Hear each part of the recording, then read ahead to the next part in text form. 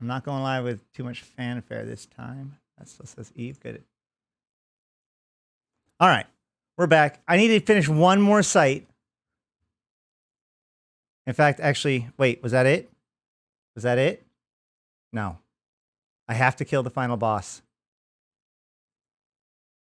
There's a hookbill in here with me that I have very little concern about racing me. I messaged him to make sure that he could live, but he didn't open up a combo with me, so I file it under screw it, I tried.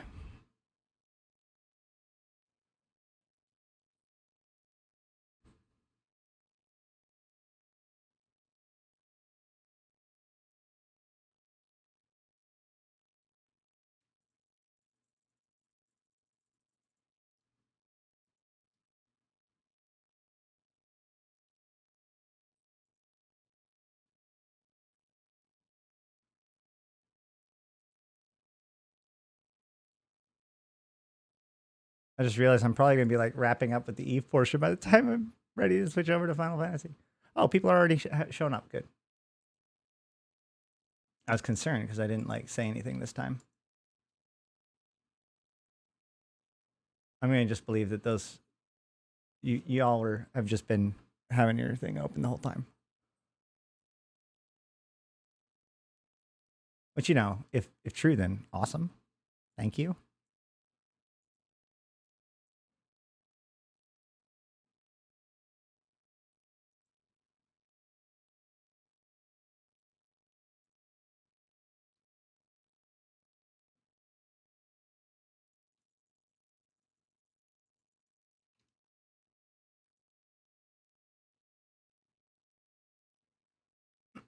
So the hook bill, the only thing that might happen that would be a problem is if the hook bill manages to get aggro in such a way that the rogue drone or the boss repositions.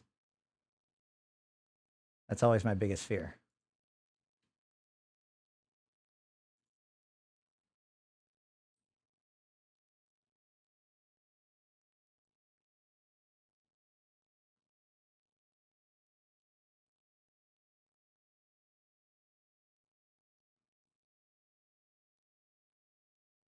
Where's your spawn? There it is. Shit. See?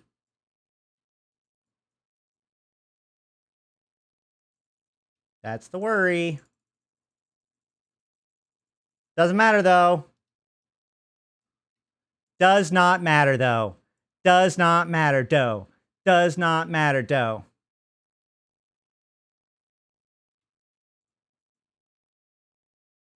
That's what I thought. And that right there, ladies and gentlemen, is 540 points.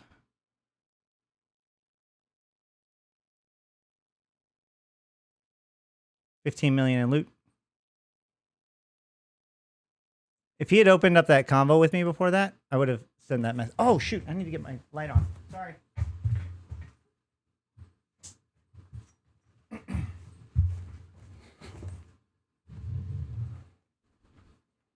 The night is dark and full of terrors. That was a spooky bark.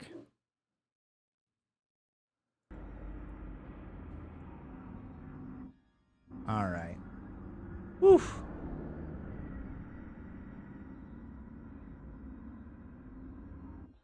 I wonder, anything particularly interesting going on over here? No. I think this is a pretty normal hive structuring.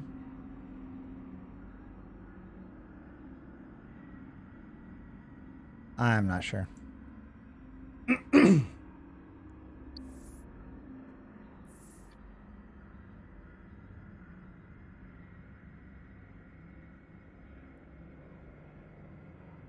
I should probably post something in Discord about being live again.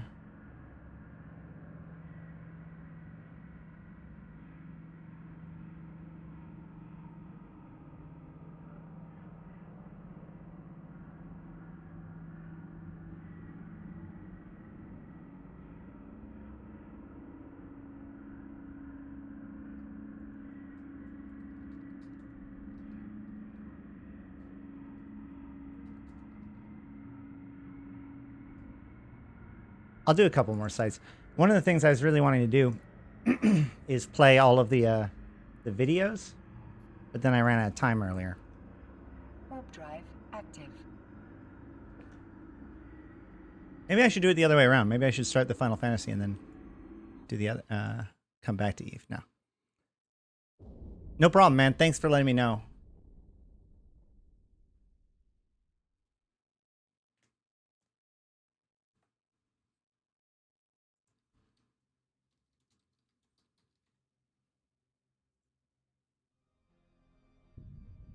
Oh, Cold Wave, how's it going? So for those of you who are here now, just quick poll.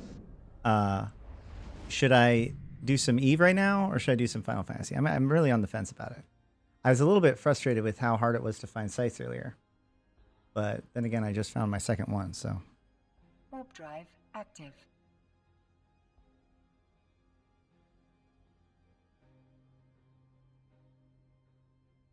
Whichever, if you guys are, the people who are currently here, what you're interested in is the content I'll give you.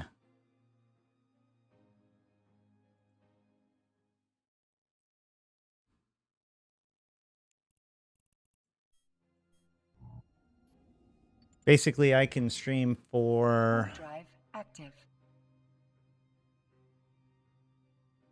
like another two and a half hours, maybe. Try to squeeze in another couple of hours before my son gets home. And then I might be able to stream later after that, but no promises. We'll be doing this for the next, weekdays.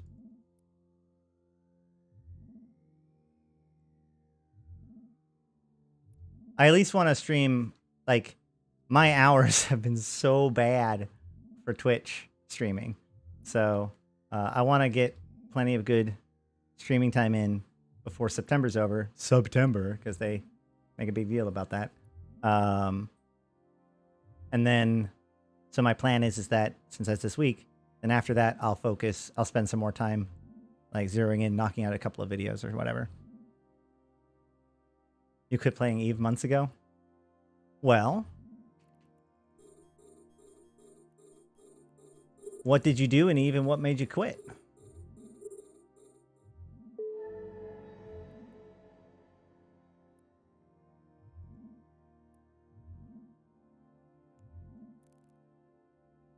It's true.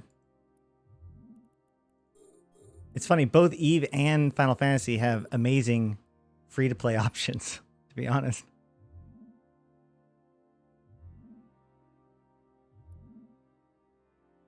Oh, yeah. Give in to that sunk cost fallacy. Excuse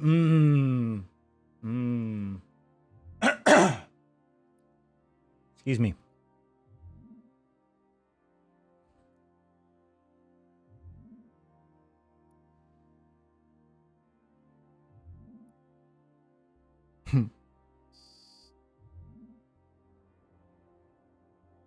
Eve is a hobby. It's like a train set. You gotta be willing to have it be a part of you for the long run, and have it be a thing that you really want to show everybody, but nobody else gets.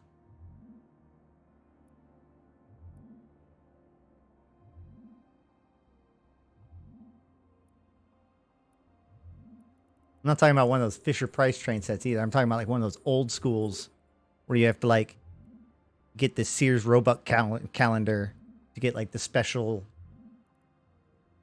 train. I've listened to a bit of Garrison Keillor. Okay, I'm going to stop now.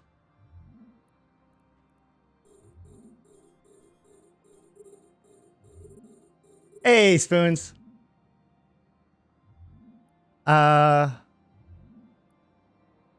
Well, so it's funny, since they made the industry changes, that actually made mining significantly more valuable, ironically. But there are changes coming in the next month or two that I think will help with that pretty good. But like, was mining the thing that you wanted to do in Eve?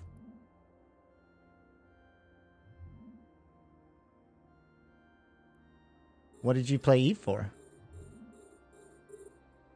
I'm just curious. I mean, like, I'm not questioning you. I am asking a question of you, but more that I want to know. Because I try to understand. I like to understand different people and their motivations.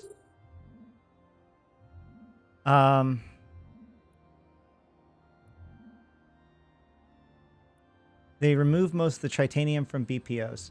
So they remove most of the tritanium from advanced BPOs, but lower tier ships, the stuff that newer players would be building, got an increase of tritanium.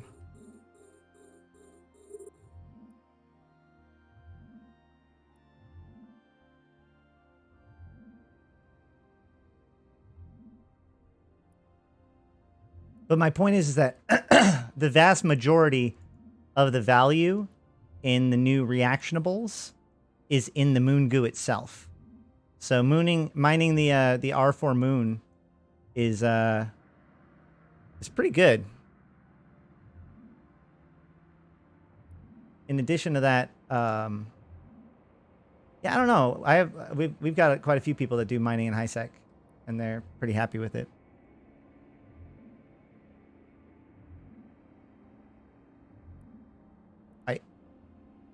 Okay. I mean, most moons in Highsec will pull about 2 billion a month. Cost a little under, what, 700, maybe less, $1 million to operate a month.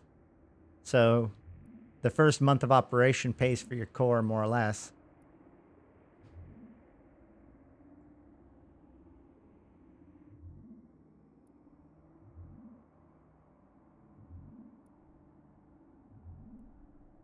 But I think that there are lots of different options. But that goes back to my question, which is that, like, did you legitimately, are you playing Eve to mine? Drive active. Or were you mining so that way you could, like, make money to go do something else? Like, if CCP is making it so Highsec mining isn't profitable or whatever, does that take away your gameplay directly, or does that take away your solution? What is it that you're actually wanting to do in the game? Because a lot of the times people that end up trying to get mining done, that is not necessarily the piece of the game that would be the most engaging to them.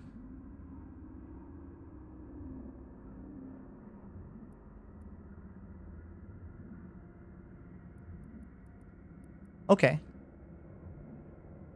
But like that, okay. So that, like, that legitimately, like, this is what you did. You joined Eve to do that. This is what you like doing. Is that correct? Because if so, I mean, you're absolutely correct. But on the other hand, your ability to live in and be a miner in, like, a null block, and be expected to be defended and be seen as valuable by the group is better than ever. Maybe not better than ever, but, like, way better than it was pre-2017, let's say. So, I mean, Highsec mining will only get you so far, absolutely. But I think that's the point. And there's a lot of other opportunities now. Like, for instance, a Highsec miner that wants to make good money mining and doesn't really sweat the details, the mining blitz sites that come out during some events are quite good. I have no use for nullsec or lowsec. I have only played with nullsec and lowsec corps.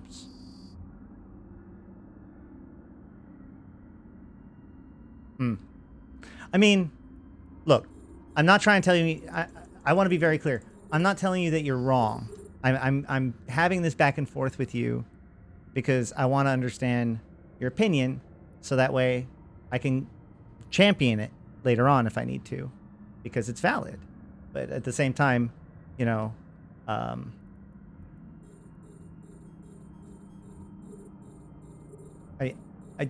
just trying to. You got to dig into such topics with people. But I find that very interesting because most people see mining as their solution to the problem. What about mining did you enjoy? Because the mechanics of mining didn't change. You can mine in Highsec just as easily as it did before, but you just don't make as, or I guess you don't make as much. I'm not even sure what the, I guess, oh, because there's less belts, so now you can't as before. Have you ever looked into mining in an Edencom or Triglavian system?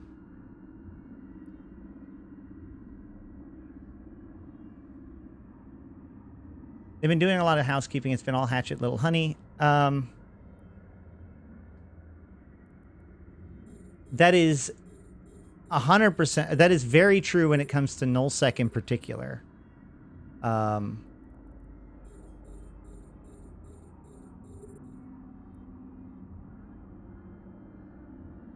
But yeah.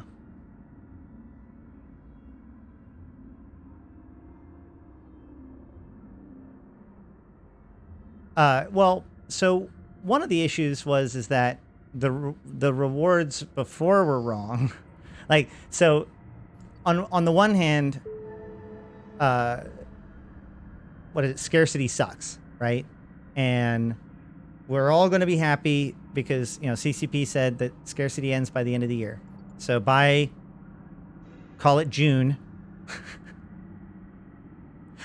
I'm kidding. But, so hopefully we'll have scarcity, behind us sooner rather than later. But the important thing to note is that we're still not probably going to go back to the way it was before, because before was runaway glut. And the reason why we've had to go through this entire scarcity process was because of the problems because it was too much before.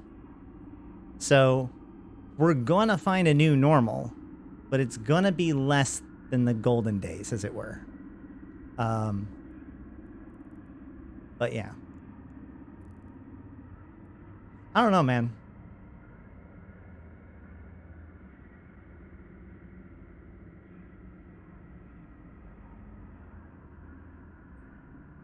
But, like, I guess my question is, if the reason why you're playing Eve is because you enjoy mining, what about these changes has made mining less enjoyable? If mining is the objective in and of itself, is it because you're mining to build things and it's harder to get to that second stage where you can build? That would I totally understand that.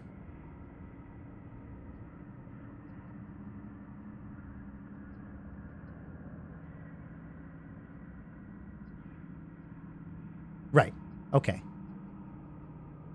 So prior, it was easy to be a one-man operation, collect all the resources that you need. And one of the things that this change has done is make it so it's very difficult to do that unless you're building like frigates and destroyers. And I agree with you on that. I would say, I think that there's I think that you could potentially find a group of people who would be happy to enable you to work that wouldn't necessarily like cramp your style or something like that, if that makes sense. Because the idea is that at a certain point you want to scale up in sophistication. Meh.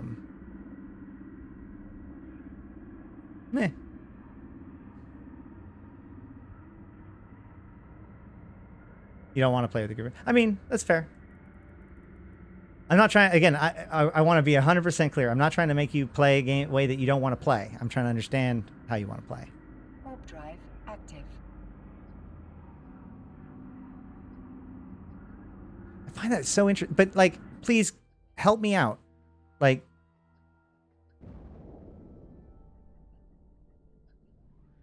is it that there are resources that you can no longer acquire by being a Highsec miner or being by yourself? Or is it that you're not making as much money doing it? Like, that's what I'm trying to understand.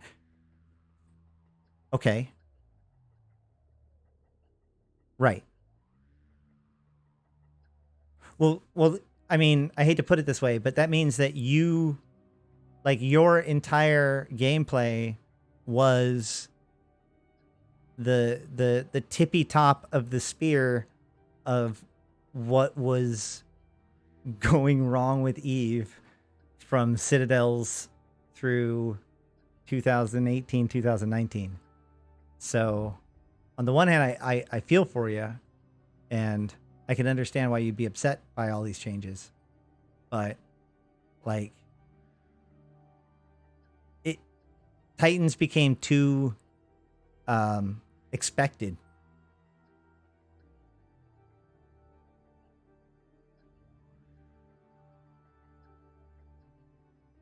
He said he was in a null block, Remy. He says he's done with it. He doesn't want to deal with that shit anymore, which I understand. But, like, what do you want to do now?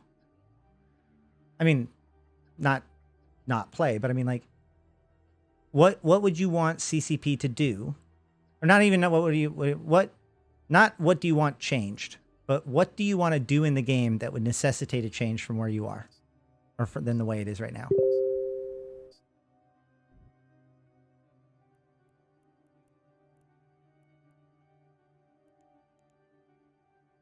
I think this is an interesting conversation.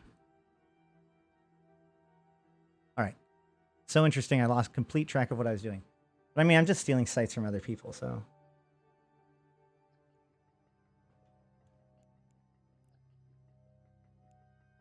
Oh, I need to find a place to sell this stuff. I'm full. That's what needs to happen. CCP remove all but 3 minerals from Highsec. Yes, I understand that. It could be that I can mine everything in the minerals in Eve. Now I can build anything bigger than battle cruisers. Yep.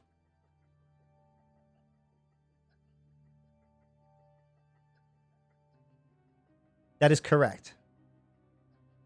They made it so that, well, yeah. And even things smaller than battle cruisers often need at least one rare mineral, like isogen.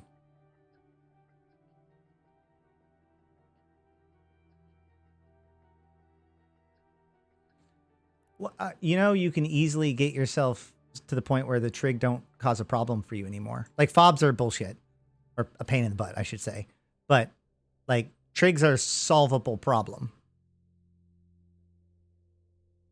They won't kill in gates, but they will kill in asteroid belts. And, I mean, we do know that scarcity is going to end by the end. Well, I mean, you don't believe CCP, so, like, we'll see when we get there. But, like, scarcity will end at some point, I suppose, is a way to put it. So, and I assume that anomalies are going to be a big way that they bring it back. Warp drive active. How do I make you shh?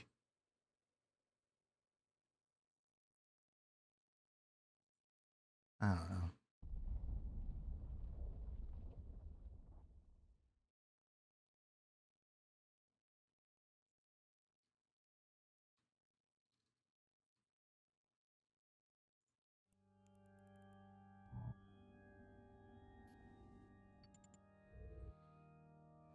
Warp drive active. I mean, you're absolutely right. You can. I just went into a new site, and I still don't have any inventory. Whatever, man. I'm so bloodthirsty.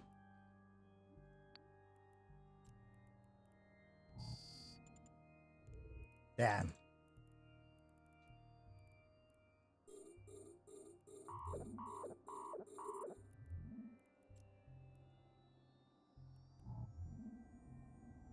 Oh, come on. Wow, why is everything being super laggy?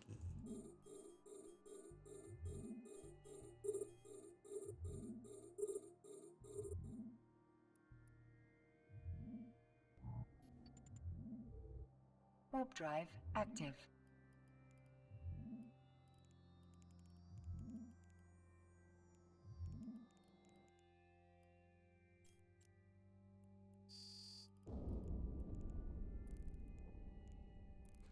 All right. CCP wants to remove all ore belts and replace them with anon belts. I mean, I don't know if that's 100% true, but I do know that they're trying to move away from ore belts towards anoms. Didn't they make it so that ice anoms have gone back to being guaranteed in a system now? What's wrong with the ice anons?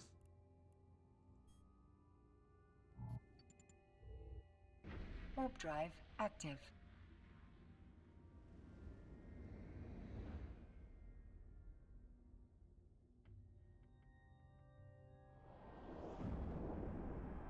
Right. So Leo says same mining and gameplay indeed, but with about 30% the money per hour.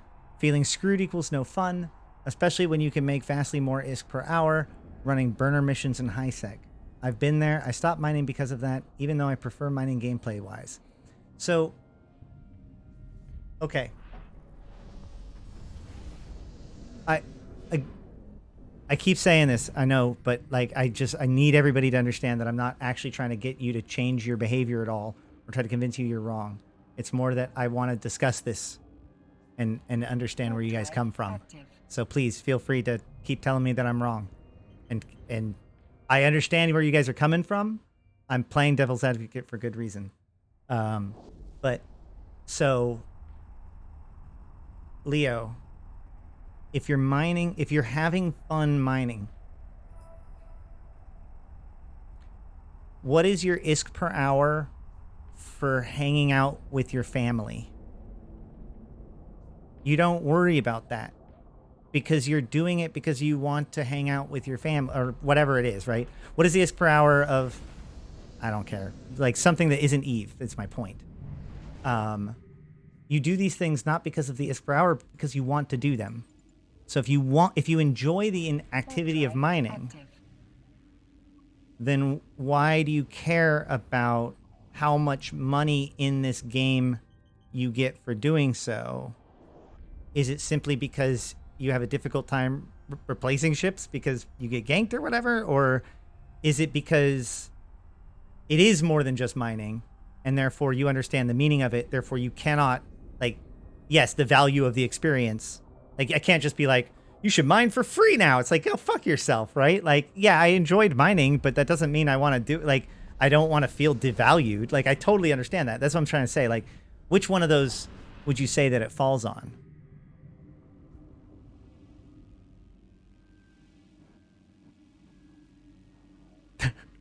Yeah, that's a good point, Cold Wave. I'm poor in real life. This is my escapist fantasy. Why do I have to be poor here? Because you still need forward movement in the game, buying BPOs and replacing ships. I understand that, but like, you're still making money. Progress is just slower. What's up, Commander Cottonfluff? So, but if you're enjoying the mining itself,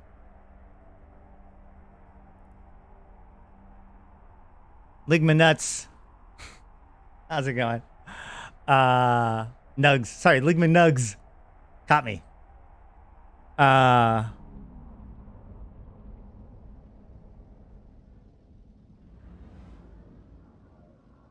Right. Straight up. You're correct. And that's my point. Like, I acknowledge the fact that no one wants to do something that they feel is less valuable. My point is that experience is because you know the old value, right? You have a comparative relationship with the matter. Warp drive active. And so there's two things going on. There's the actual experience itself. Is there something about the experience that needs to be improved, i.e., I don't want to be ganked or whatever? Or is it I want to be able to value myself sort of thing? And if it is I want to value myself sort of thing, is it because the things you're mining is now worth less ISK and therefore it's harder to get your numbers up and get to the cooler stuff? Or is it because you no longer have access to the resources to feel like you have single-handedly built a battleship? And both of those are incredibly valid reasons, but they're different solutions.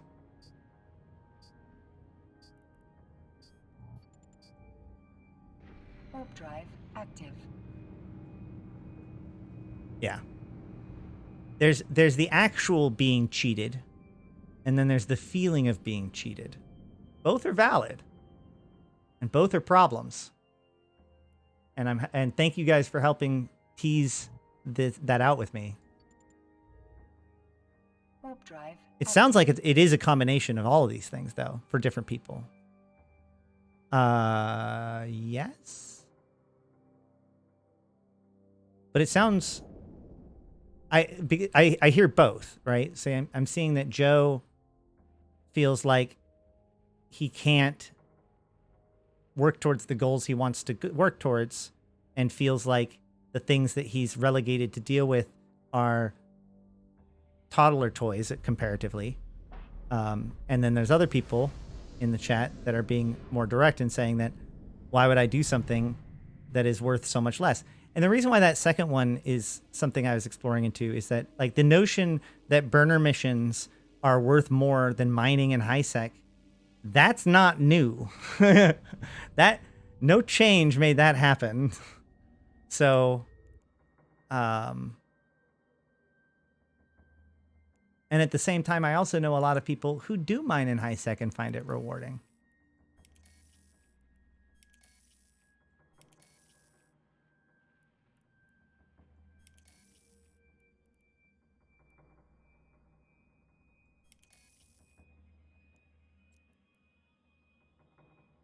I agree with you on that, Joe, only because, or not only because, but at the very least because they promised, or they more or less, I believe that they, promise is the wrong word, but I believe that at some point they stated that the mining and mining ship rebalance or rework was going to happen last quarter, and it didn't.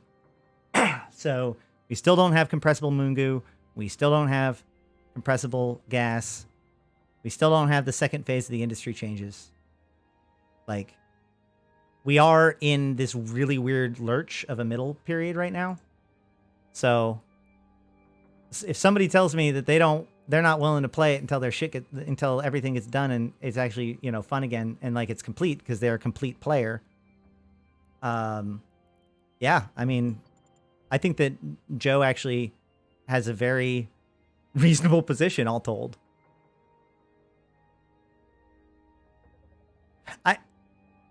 I do think that Joe's a bit pessimistic. I don't necessarily follow his pessimism, but at the same time, I'm not the one that was invested in that playstyle that got it, you know, cheated or whatever. I keep losing track of what I'm doing. All right, hold on.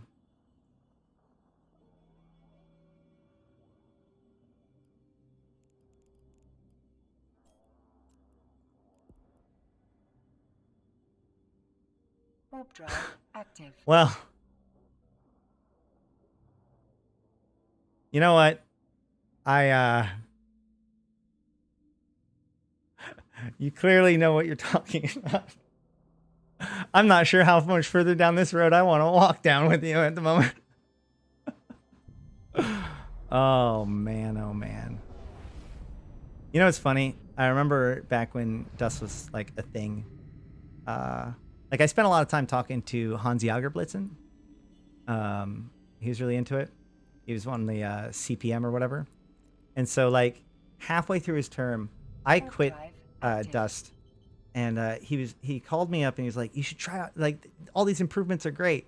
I was like, did they fix drop ships? He's like, what do you mean by that? And I was like, can it still be taken down by free equipment? He's like, yeah. I was like, nope, thanks. I appreciate it, Joe.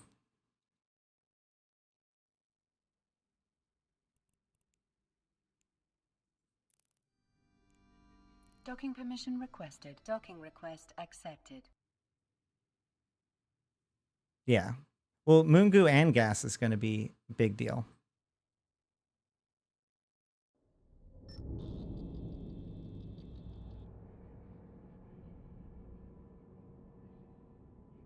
Yeah, let me go look at this thing. Wait, where is this? Where did you send it to me?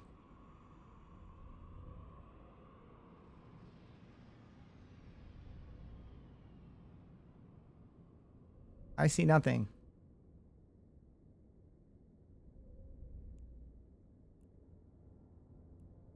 That was actually another point that I was going to make, which is that while they have taken away like the basic mining a lot, they have increased a lot of opportunities through things like gas mining and such. But that's why I asked the questions that I did, because I wanted to press like what was it really going on in their reasons why.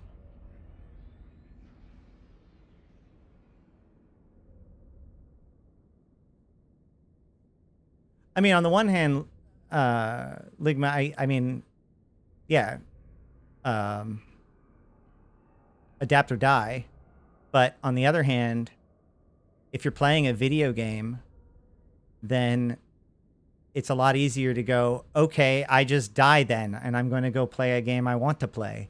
So you can only push that so far, right?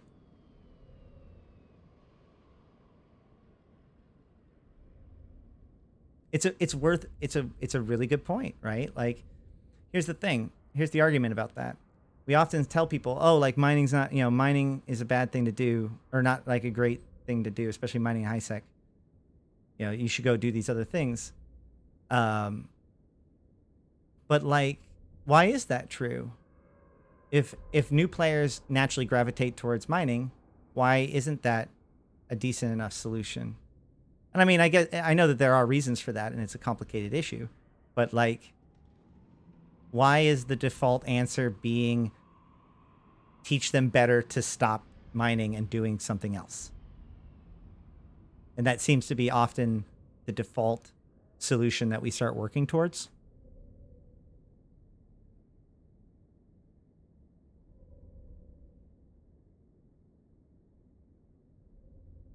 It did work for me. Sorry, I got it open now. That's a lot of, so.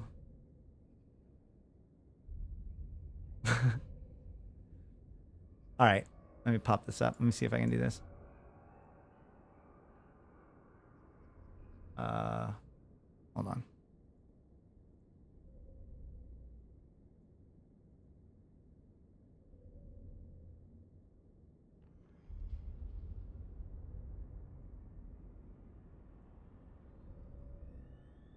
All right, that works.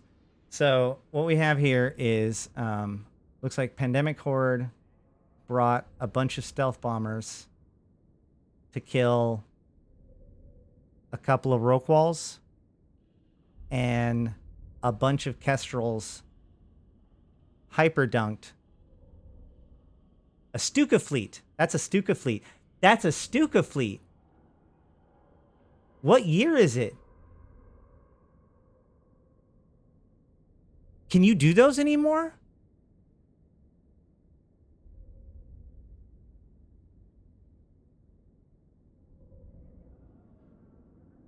I mean, I know this happened yesterday. It was a joke. Wow. Didn't they even have the Storks? And they do know that they broke Stuka fleets, right? Well, yeah. Oh my God.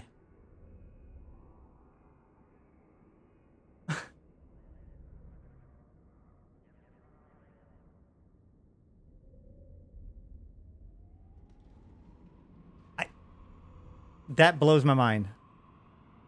That blows my mind.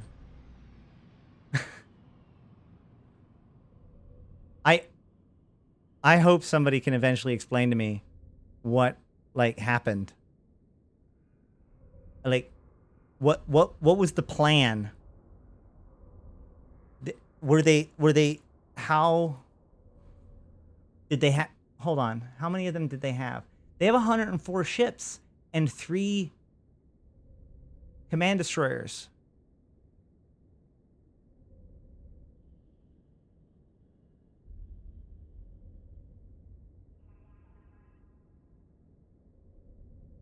$84 ships, whatever.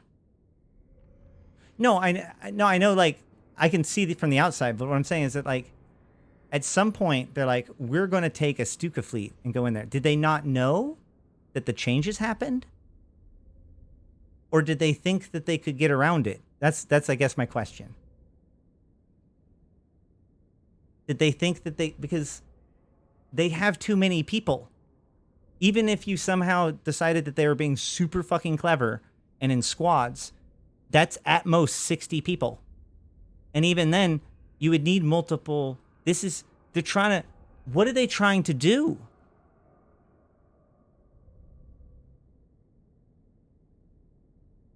But this isn't just Kikis, this is a Stuka fleet. Kikis and stealth bombers with some Logi. That was my first warning. When I saw the Kirans, I was like, wait a minute. I've seen this comp before. Like, this is Tech 2 Logi shields, stealth bombers, Kikis, command destroyers. This is a Stuka fleet.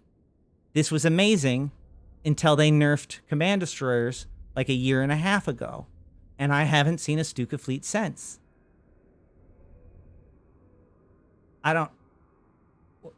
Okay, cool. Right. Moving on.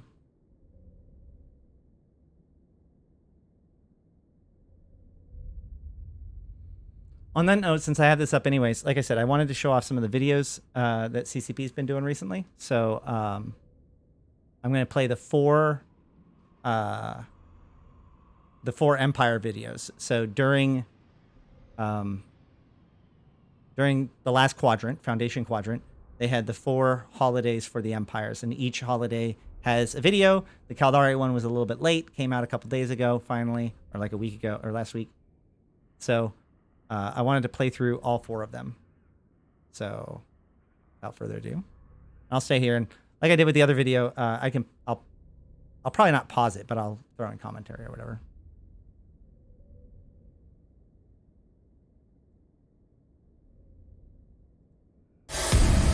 Hundreds of worlds, billions of people. Our strength is our diversity. Our tolerance lends us unity. But cross us, and you will swiftly find the steel beneath the velvet. Above all, know this, my fellow citizens. Our Federation is the light of liberty, shining in the darkness.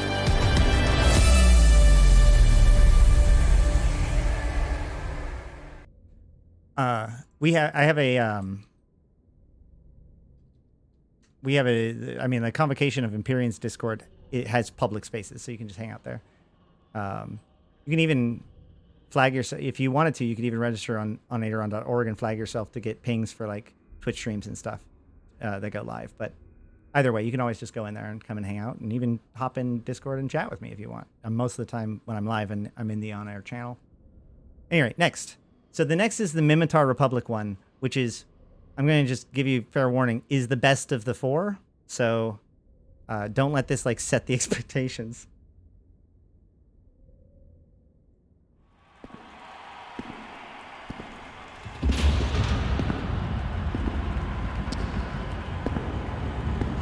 Let me tell you who we are. We have a legacy. A legacy that shaped us. A legacy that we've built.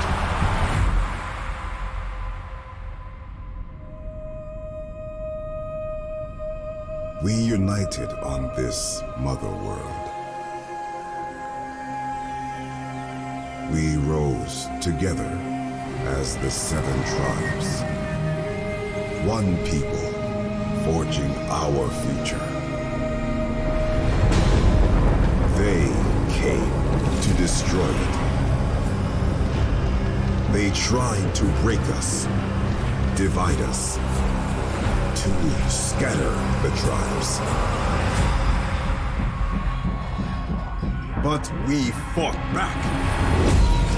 We rose as brothers and sisters, seizing victory from the vile chains we broke.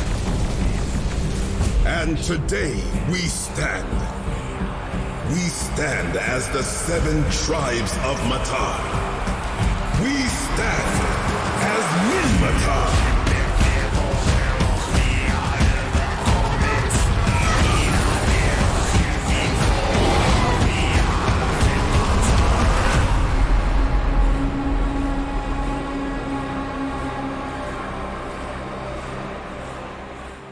fucking outstanding. Just awesome. Yeah. So, but before I jump into the next one, I do want to address. So, Kojessis says that this one makes the other one look sloppy or bad. I really don't think that that's fair, because like if you watched all of the rest of them without this one, you'd think that they were good. Like I liked the Galente one, great.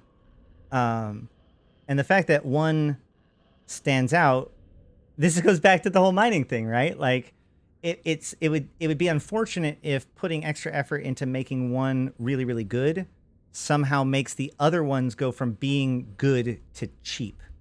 Like I would rather enjoy them all, accepting the fact that I would have loved them all to be as good as the Mimitar one. But at the same time, of the 4 races, I think that the Mimitar's lore has always been kind of the most opaque, and so probably needed the most love. Also, I'm also coming from a position of having talked to CSP Fozzie about this before in my interview, which you can see on my YouTube. But he talks about how like they really wanted, like they have had these holidays in the past, but they wanted to bring them into the forefront this year, and they only had enough energy to really like put one of them as like a big thing. And the Galente one already had one. The Amar one, or like the Galente one, was actually fan built or player built. You know, all of the rest of them are really kind of already had a thing. And Liberation Day was the one that didn't really have anything associated with it besides just the login reward. And so they put their effort into that this year, with the understanding that next year they could have that energy to maybe shoring up one of the other races. So that's where some of that optimism comes in. But at the same time, like, yeah, no, I would love it. I would love it if there was as much into the other races, like as much love put into the other races videos as into the Mimitar one. But we did get 5 or 6 videos in a short period of time. So Captain Aegis, thank you for joining us down the rabbit hole. She's online. Yes, I would say that all 4, the other 3 really felt like these were going to be like the introduction video for those things. And the Mimitar one is just like, that's like a trailer. Like that is, oh, like I agree. It's on a whole nother level. Anywho, here's the Amar. This, on the subject of sloppiness though, as soon as I saw this frame, I almost went, huh, because so this Amar city has been now used in 3 different videos. And if you look, this entire Amar city, most of it is just kit bashed pieces of Amar ships.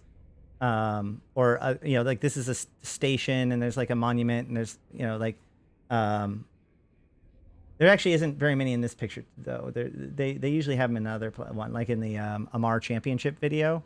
They used a lot of things, like they turned sigils on their side. All right, sorry, go on. These anointed worlds, these glittering spires, these golden fleets, these beams of holy fire. To create these wonders is our mission. To reclaim the wayward and deliver them from evil is our calling. We are the chosen, and by the hand of the one true God, our destiny is written in these stars.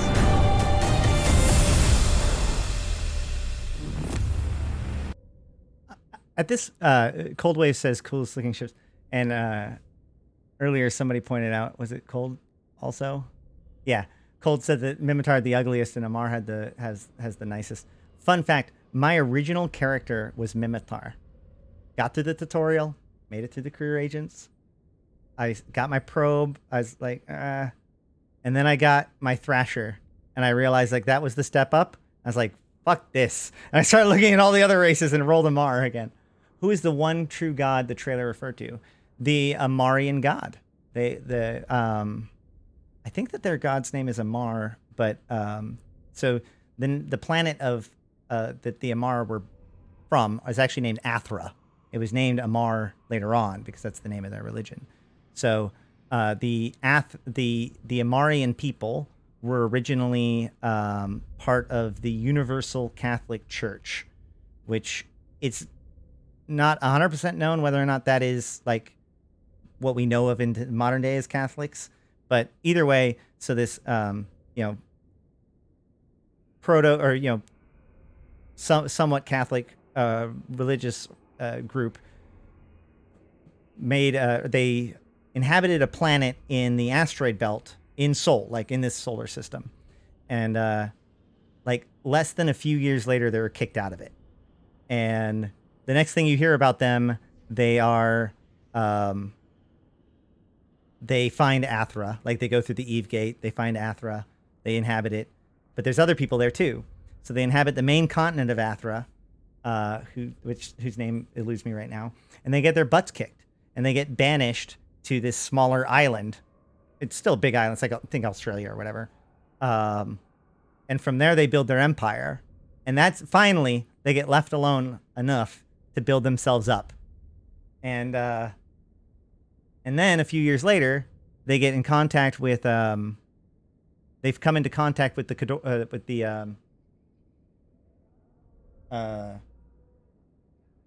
oh shoot. Not Kador. Eudorians. They come into contact with Eudorian traders who, like, Eudorian shipwrights, or, like trade ships, land on Athra, and they start doing trade. But with trade comes new information. And so they start learning about other cultures and stuff like that. And this becomes an immediate threat to the theocracy that has risen out of out of this.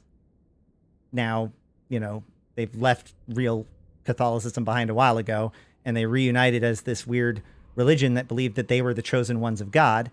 And then, they had this whole religion and they had the theocracy based on it. They come into contact with the trade. The trade brings the theocracy into question. And so that's when they come up with the idea of the reclaiming, that all of the other races are lesser than them and are given to them by God to cleanse and to use. And so rather than allow this trade to continue and ruin their seat of power, they started the first reclaiming, and basically was a crusade that ended up, they captured those Eudorian sailors and they tortured them and forced them into servitude and to give them up the secrets. And so then they started attacking into the north, and then had problems with the empire, with the Eudorians. And so they made deals with the barbarian tribes and decided that they were cool enough and said, okay, so like, we're the chosens of God, but like, you're kind of chosen by God. We're like the big time lords, and you're like the little lords. And in their head, or in their language, the word little lord is Khanid. So then the Khanid and the Amarians beat the Eudorians and take over the planet and call themselves Amar, and then proceed to campaign themselves across the stars when they run into the Mimitar, etc., etc. So yeah, it really, like, to its heart, the entire Amarian religion is a framework to keep the powerful in power. It is all Game of Thrones. It is all just to convince the people that they need to obey the holders. That's it. You get to have slaves because you believe in this society in which you're better than them. And that works because you are my servant. See? God ordained. Either way. Where can you see all this? So I think it's !lore. Yes, there you go. There's the fiction portal. So there's a whole bunch of chronicles and other information there. Or my YouTube channel, where I talk about some of this stuff. And we'll be talking about more. All right. Next is the Kaldari State. So this is the last one. Oh, before I do, I wanted to talk about the fact that the other thing I really like about these videos is, like, a lot of people probably didn't even appreciate this.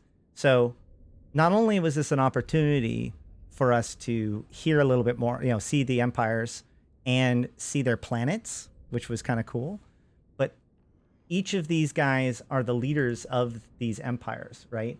So these empires have been like they've been doing a lot of world building recently, right? And so one of the things I've criticized them in the past is that, like, without good characters, like, it's hard to understand organizations, right? Like, the way that you tell a story is that, like, you use the figurehead or the leader or whatever of the organization or some spokesman or like whatever that becomes like the paragon of that organization. You understand the organization through the person that is your example. But having these characters to like buy into is how people get into lore and stories and stuff like that, right? So they've really worked hard to make sure to shore up their world building, and as such, they've established leadership in all four empires in a way that they haven't since Empyrean Age Templar 1 type. So each of these are the leaders of their various organizations. This is President Celis Agard. She was elected when Rodin opted to not seek re-election. There was actually a terrorist attack, several simultaneous terrorist attacks right before the election, which caused it to get delayed. She was assassinated in that terrorist attack and was brought back through cloning. And then she went on to win the election. So nothing unusual there. She's been running for elections since, I think, 2010. And she's always been a very strong towards like paying attention and focusing on the fringe of the empires.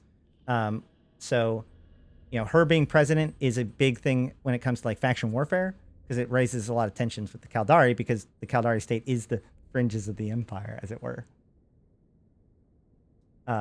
This guy is Malkuth Shakur, who is not only blind, but of the four of these guys, well, I like to make a joke that, you know, at the time of Empyrean Age, the leaders are Soroforotan,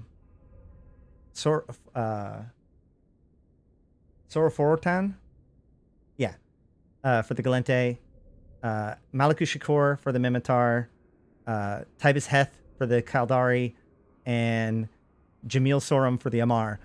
Of the four of those, would you have expected that the blind black ex-slave would be the one still alive and in power 10 years later?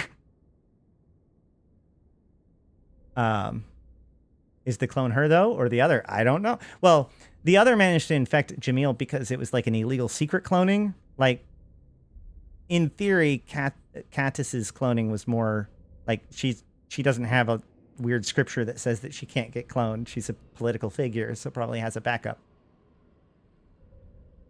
Any rate, there is some squirreliness about it, though. Don't get me wrong.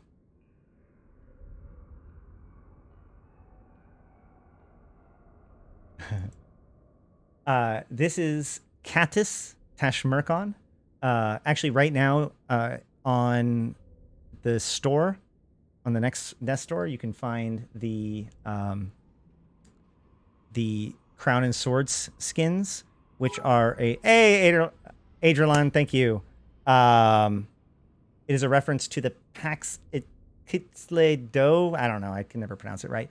Which is like her epistle, as it were, which basically reaffirms that she, as Empress, is in fact not only the leader of all things spiritual, but also temporal. And so that's the two swords, right? So part of this whole thing was that she restructured the Empire's military. After Uriam Kador, like, decided to have a wild hair up his ass and single-handedly tried to invade Galente sovereign space, it was kind of decided that the Amar elder holders shouldn't be allowed to have their own navies for a while. Well, she abolished that, and so now all of the navies all of the holders not only have their own navies, but they actually have their own responsibilities, right? So, and this was important during invasions, because basically each of the houses were left to fend for themselves, which on the one hand was pretty cutthroat, but on the other, it did allow the Amar to technically weather the invasions far better than the Kaldari. Speaking of the Kaldari, citizens of the state, Remember what it is to be Kaldari. We fought for our independence, driven by survival. We overcame dire adversity by our unity. Skill and sacrifice built our prosperity. In defense of this, we must embrace our duty. Loyalty to the corporation. Respect for the family. Service to the state. This is the Kaldari way.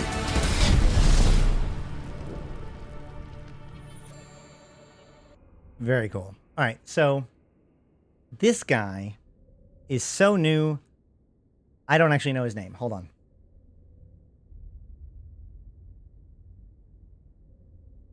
Does it say here? Yeah. Akima Saraki. That's what it is. Akimaka. Akimaka Saraki. Man, these Japanese names. So he is now the CEP chairman. So this guy, the reason why this guy's interesting to me is, the Foundation's quadrant had him on the... Wait a minute, hold on.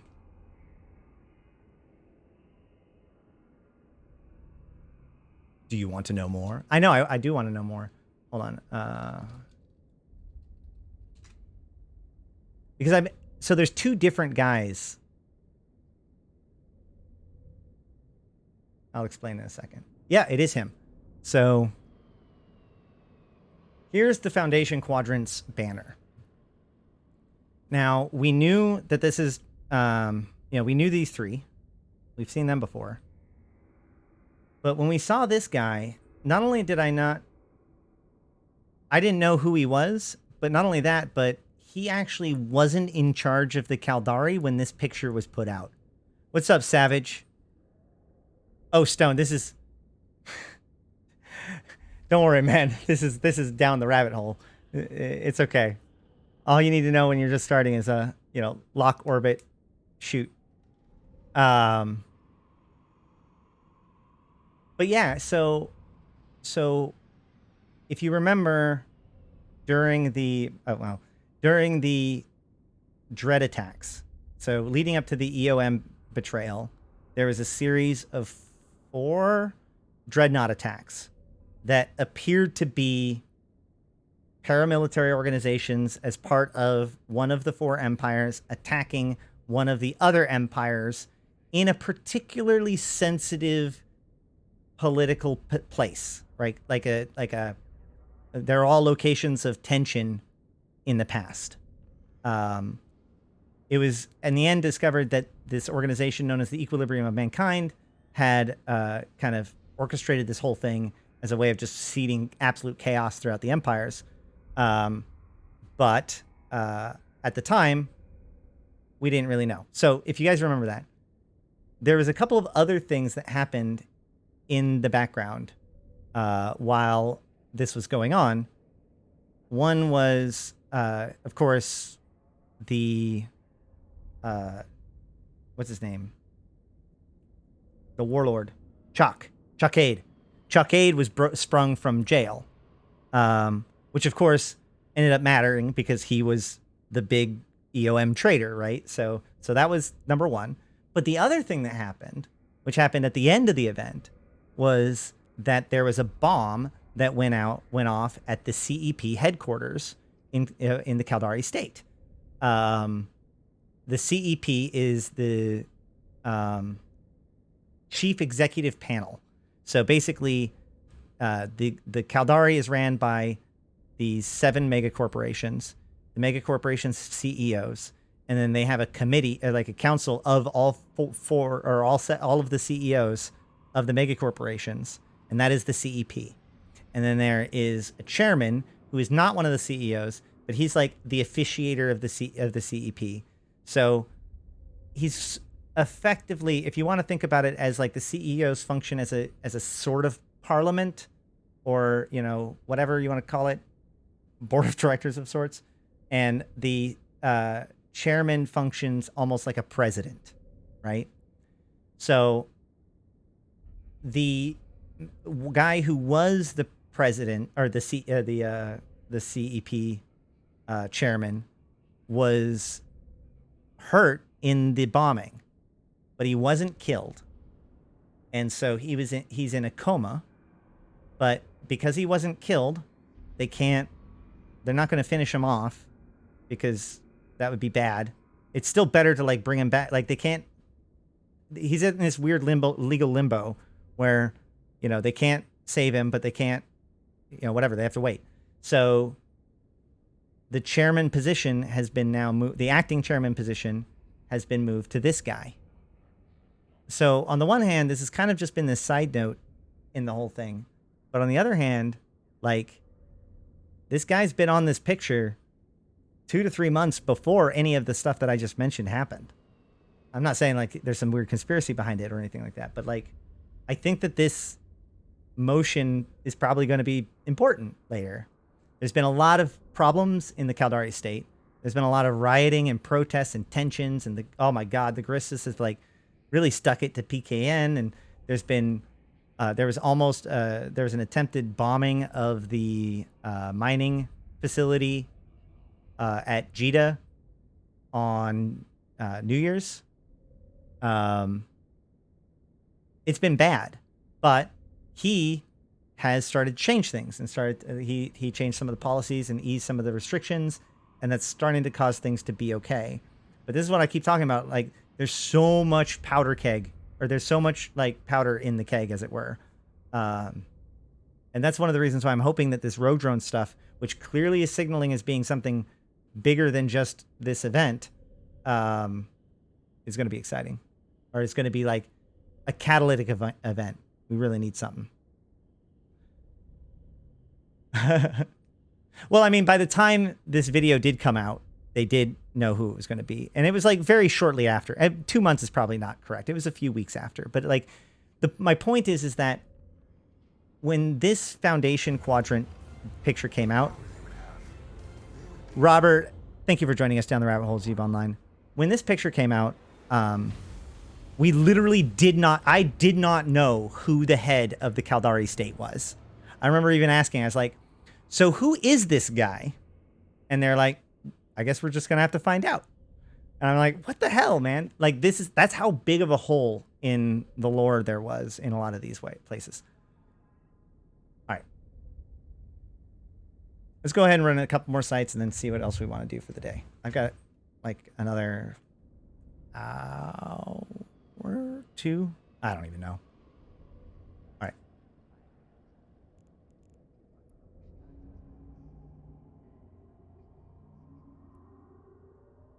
Oh, hey. Hey, Robert. I can see it.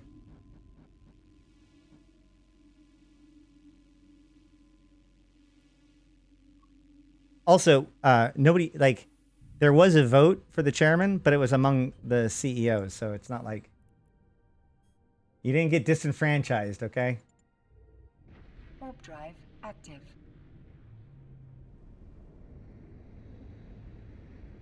Did you know that there was a player that actually ran for president of the Federation? He actually ran against Celis Agard, and he was one of the 2 candidates that did not have an assassination attempt. The Ash is back. Hell yeah.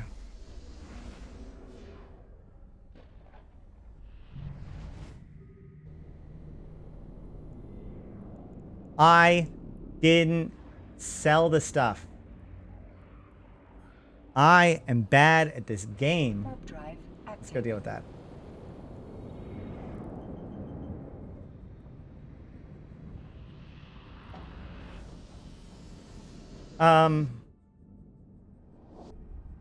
Well, and I just warped away. Oh my gosh. We should be able to vote and run. Well, I mean, the fact that he was able to run it all was pretty cool. We aren't Galente. Most of us aren't Galente citizens. I don't think it would be proper for us to be able to vote.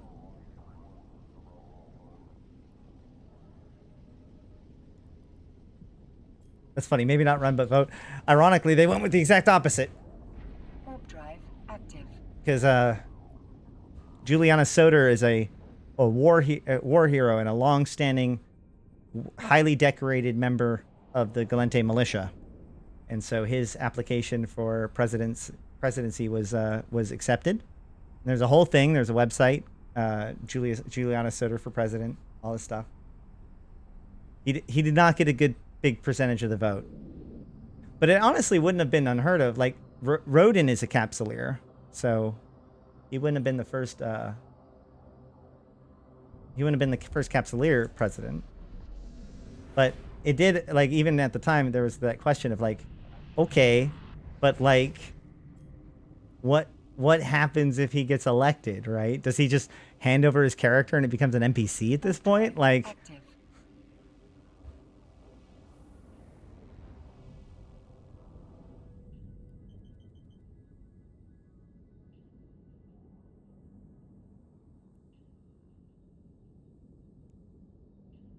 be pretty funny.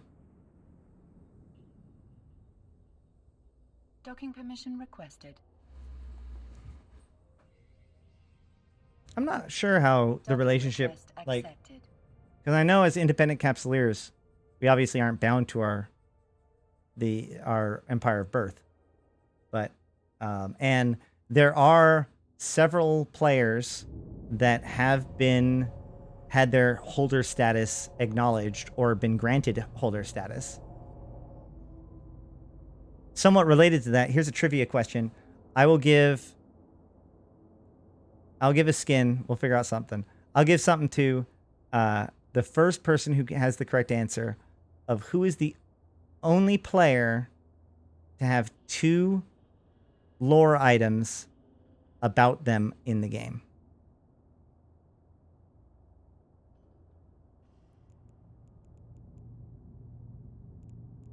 I almost undocked again.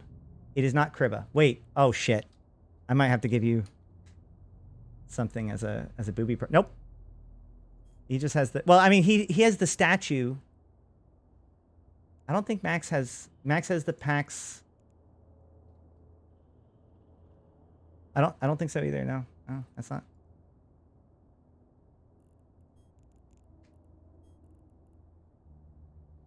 I'll give you a hint. It's not going to be. It's not the famous person. It's not somebody who you like would know just otherwise, probably.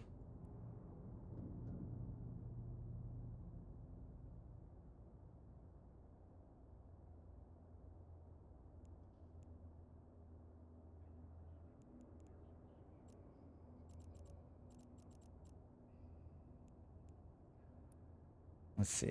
Let's see if I can find the answer. One of these days, I should go through all these lore items and talk about it.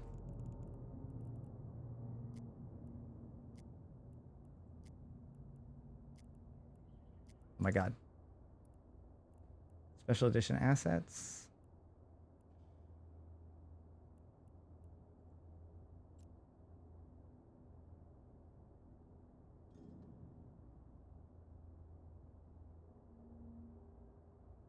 Hold on. Mittens? Nope. I don't know if he has any items that are direct references to him in the game. No, I told you it's not somebody that you would know otherwise. I mean, like, you might know otherwise, but probably not. Oh, my client is locked up. Let's hope for the best. There we go.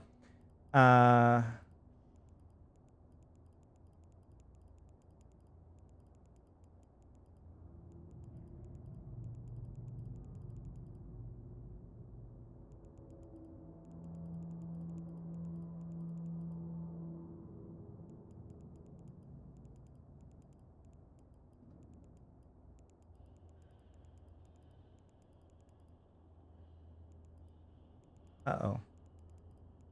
Ah, ha, ha, ha, ha. Here we go.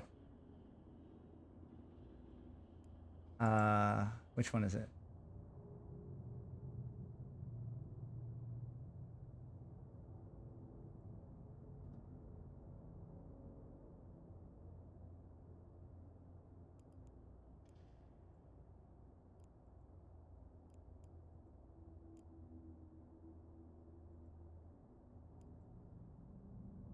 Lysis. There it is. It's Lysis. So here is his decree being granted holder status. And then, I don't know if I'm going to be able to find it, but a year later, there was a second decree that had his holder status revoked.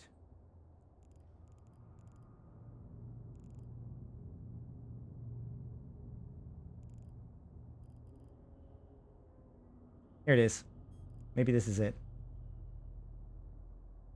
Yep. Ratified by Lady Ursula Corazor, heir to House Corazor, this decree strips Capsuleer pilot Lysis of all titles in the Amar Empire, nullifying his claim to any estate or assets in the Ecliptium in this imperial system of Corazor Prime. It is also publicly denounces his behavior during the celebrations of the coronation of Empress Catis I, and formally severs any ties with him on behalf of the Corazor family. What did he do? He showed up to the coronation in a paladin, put on a Blood Raider skin, and attacked the Empress.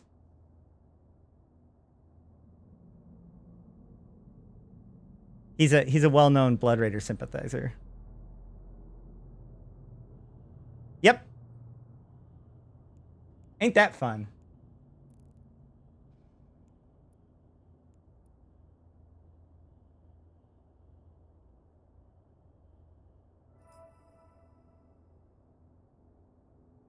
All right.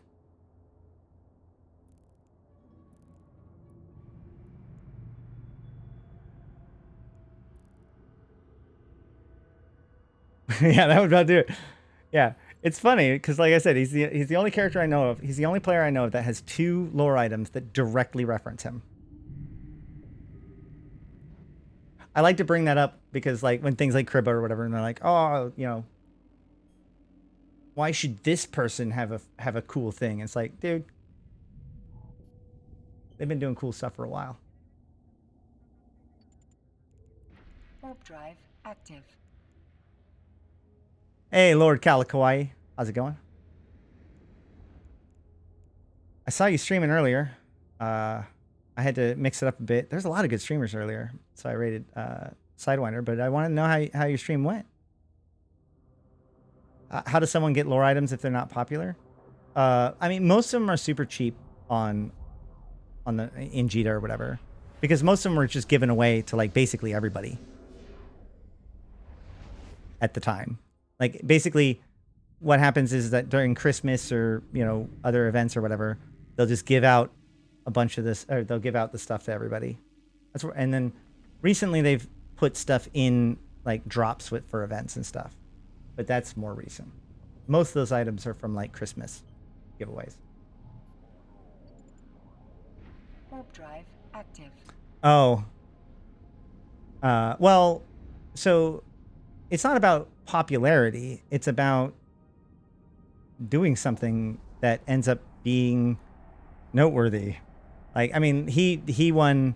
So they had the Amar Championship, and he was one of the champions. That's why he got the first one. Every one of the champions got declared holder status through those decrees. And then, of course, you know, he sacrificed a paladin to get the other one. Yeah, I guess the answer is get well known.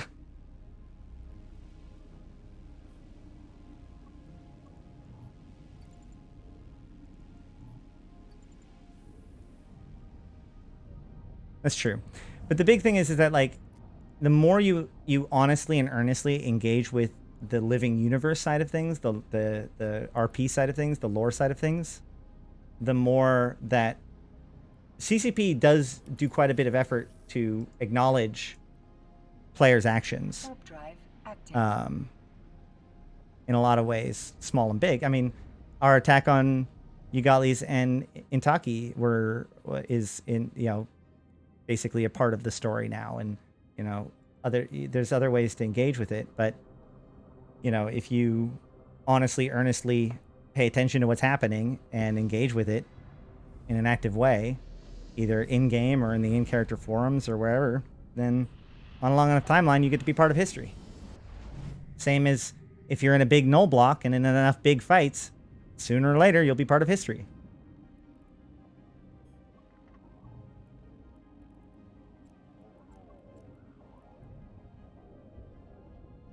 Warp drive active.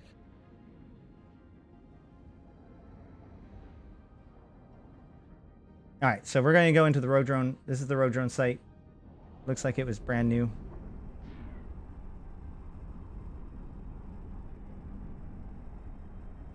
Here's the secret. Everybody who plays Eve is RPing by definition. You can't not be RPing.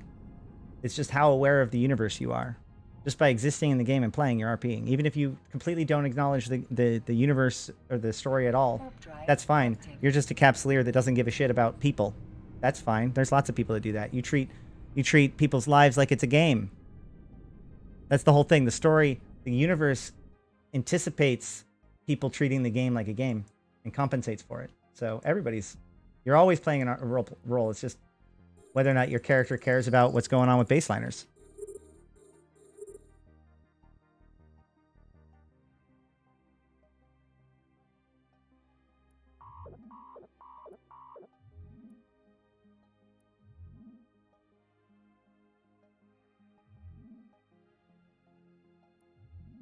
But I think it's going to be more important going forward, so we'll see how it works out.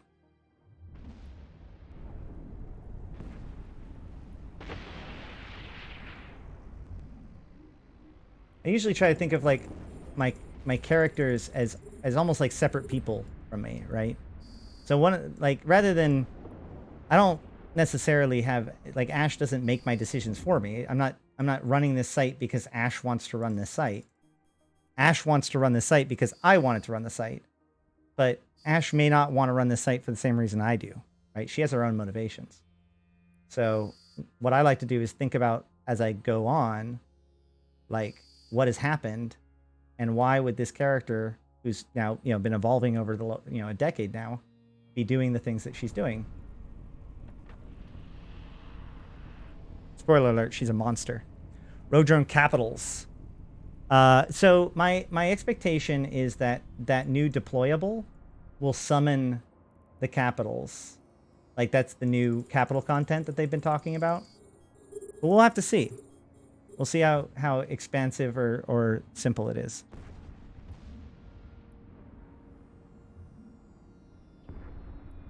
I don't think a Synesis beats me. Like,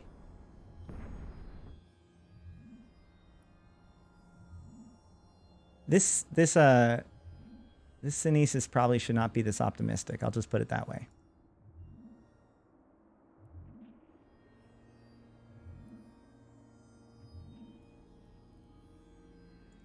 But once again, I want to point out, I was here first, so nobody gets to call me silly names for being me.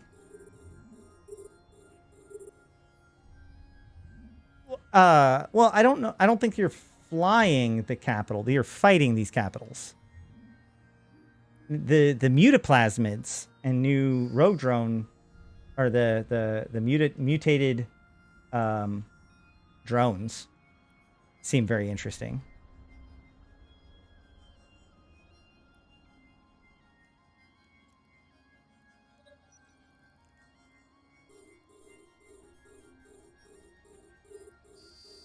Well, but Trig are people.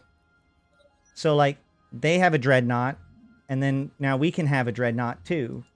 Rogue, like, a rogue drone capital, it's not like you can just kick out the crew and, like, wire in a pod and Bob's your uncle. It's a living thing. It's an overmind.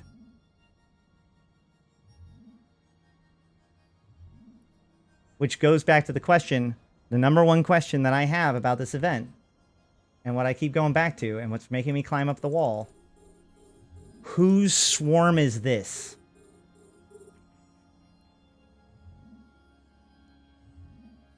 Whose swarm is this? And more importantly, why are they speaking a 1920s Czechoslovakian poem to each other?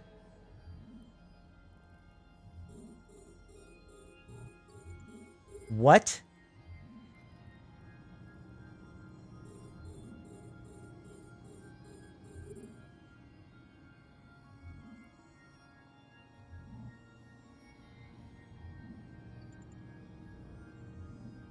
Warp drive active.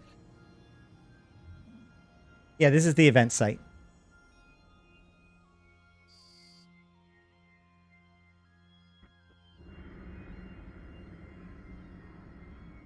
So, by the way, guys, if you have short range stuff and you don't want to have to deal with the guy being far away, you can go about 27 kilometers and about 10 degrees north of the plane, and the overseer will spawn directly on you, pretty much. Not poem, play. Sorry, play. So yeah, the binary logs that they give you, it translates into check. And specifically, they are all quotes from a play, RUR, which was the first play, or the first use of the word robot. Turns out robot comes from the Czech word for slave. And in this play, the robots are not fully mechanical. They're more biological. But effectively, in this play, it's a bunch of robots talking back and forth to each other after the robot uprising. From what I'm this is all kind of new to me. But what I find very interesting is one of the quotes, all of the robots are named after famous, I believe, Greek people, right? Sulla, Marcus, and Helena. And most of the conversation is Marcus and Sulla talking to one another. But at one point early in the story, one of them points out that Marcus and Sulla were actually warlords from the year I don't know when, as they say. That's the quote. And what's weird about that is, says, Marcus and Sulla were warlords from the year I don't know when. They really were. Like, Marcus and Sulla were the military commanders of the Sulla Civil War. All things I've just learned about in the last week. So rogue drones are now broadcasting logs, or have logs that are of a play in Czechoslovakian that sounds like robots talking to one another, which makes me wonder, how do we interpret this? Do we need to should we interpret this? We could look at it as, oh, these are the robots talking to one another, because you could take it that way. They're talking about the weapon or whatever. Oh God, the Sneezus is going to beat me because I didn't even lock it. Ha ha. Maybe not. Y'all distracted me. I think I got it though. Yeah, he didn't even put drones on him. All mine. The Poshvin drones are of the Unshackled Overmind. We know who they belong to.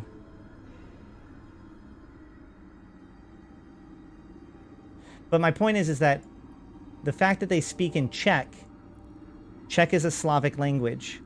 So my instinct when I see Czech language is to say, oh, well, this swarm must belong to the Triglavians.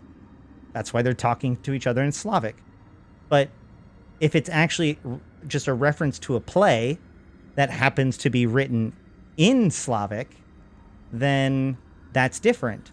But most Earth information is lost. So, how the fuck do I process this information? And then they come out with a whole video that basically says, this isn't, there's way more about all of this and it's coming soon. So, we'll see what happens. What's the lore on knowledge of Earth? No. So, basically, there is a legend that there are some people that believe that all of the different races actually come from one single source. This planet that is known as Terra. And there are many that believe that everybody came through the Eve Gate at some point, and that Terra is on the other side. But this is just a theory, basically. 20,000 years ago? Oh, the collapse of the Eve Gate? Yeah, I don't remember how long it was. It was thousands of years, I know that, between the Eve Gate collapse and the reemergence of empires.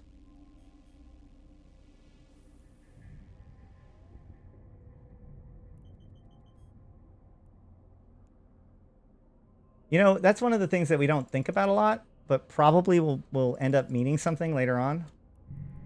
Which is like, we often like take it as very simple that like, oh yeah, the Eve Gate collapsed. And then all of, you know, like that caused all of the empires to collapse. But like, what if that's not true?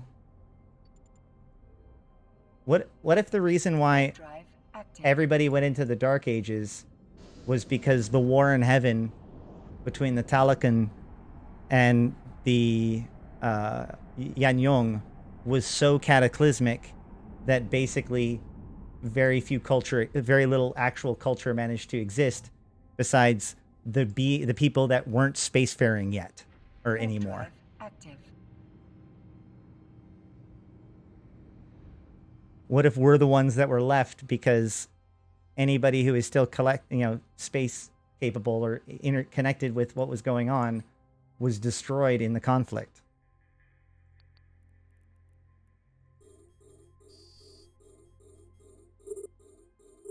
So the humans brought the drone AI with us through the Eve Gate, maybe? What? No. There are records. Like, we do have, like, information and legends and records. And, like, there is history. They just don't know necessarily that it's from Earth, as it were. Or rather, there are some people that might think that Earth is mythological. Rogue drones come from the Orpheus Project in, like, YC 80 by the Galente.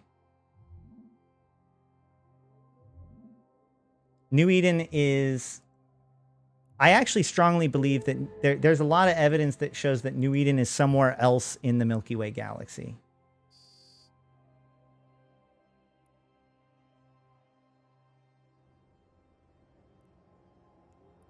How close are Jovians to the time of the Eve Gate? The Jovians are contemporaries with the Eve Gate, but that's the thing. When the Eve Gate collapsed, allegedly they were still traveling in ships barely faster than light speed to what is now the Heaven constellation. So if there was a War of the Worlds, they might not have been impacted by that. And like when they woke up, they realized what had happened. But at the same time, there is also evidence there is possibility that the Talokan helped build the sleepers or turn the sleepers into the sleepers. So there is some idea that the Talokan might have had some contemporariness with the sleepers.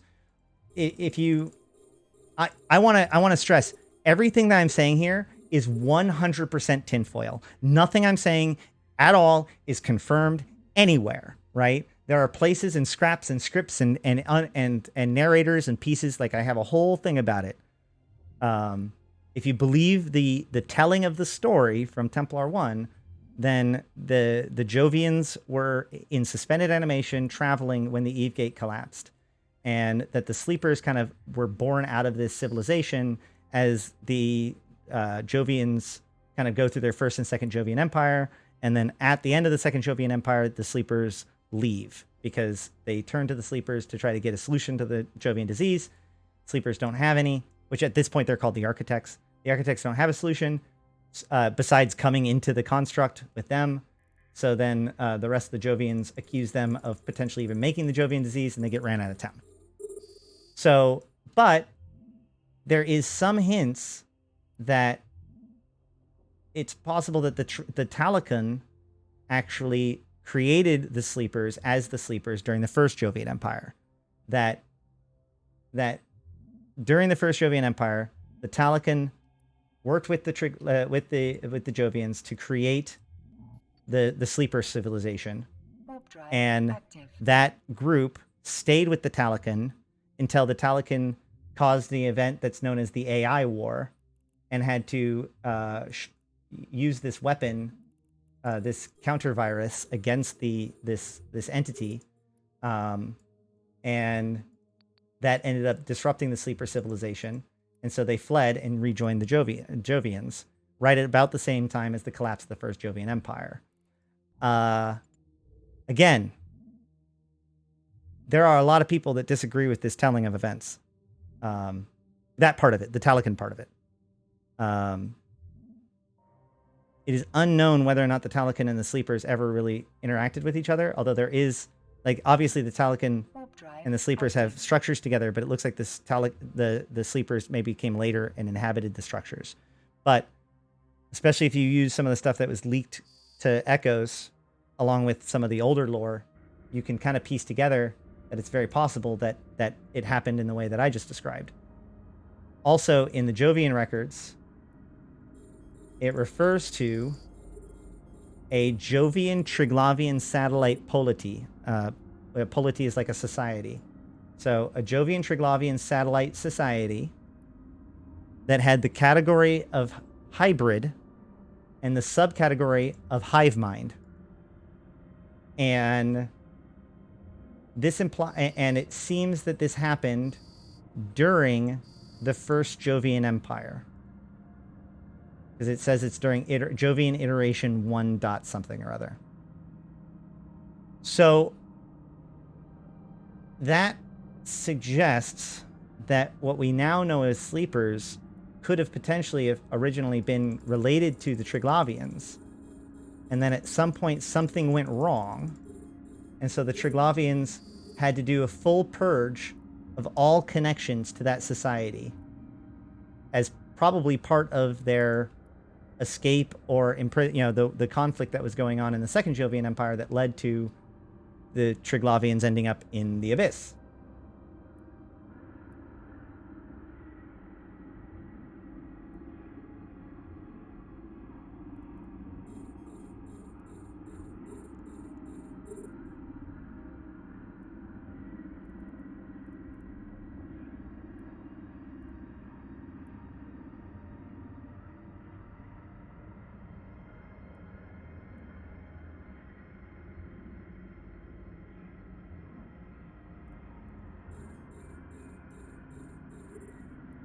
No!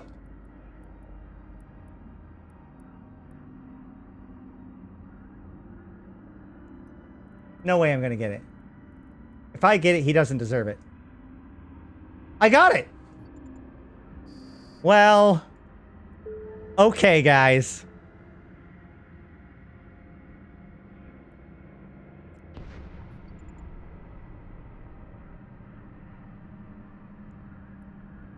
Now the question is he going to steal it? I doubt it. Kiki stealing it? That seems excessive. Well played. That was awful.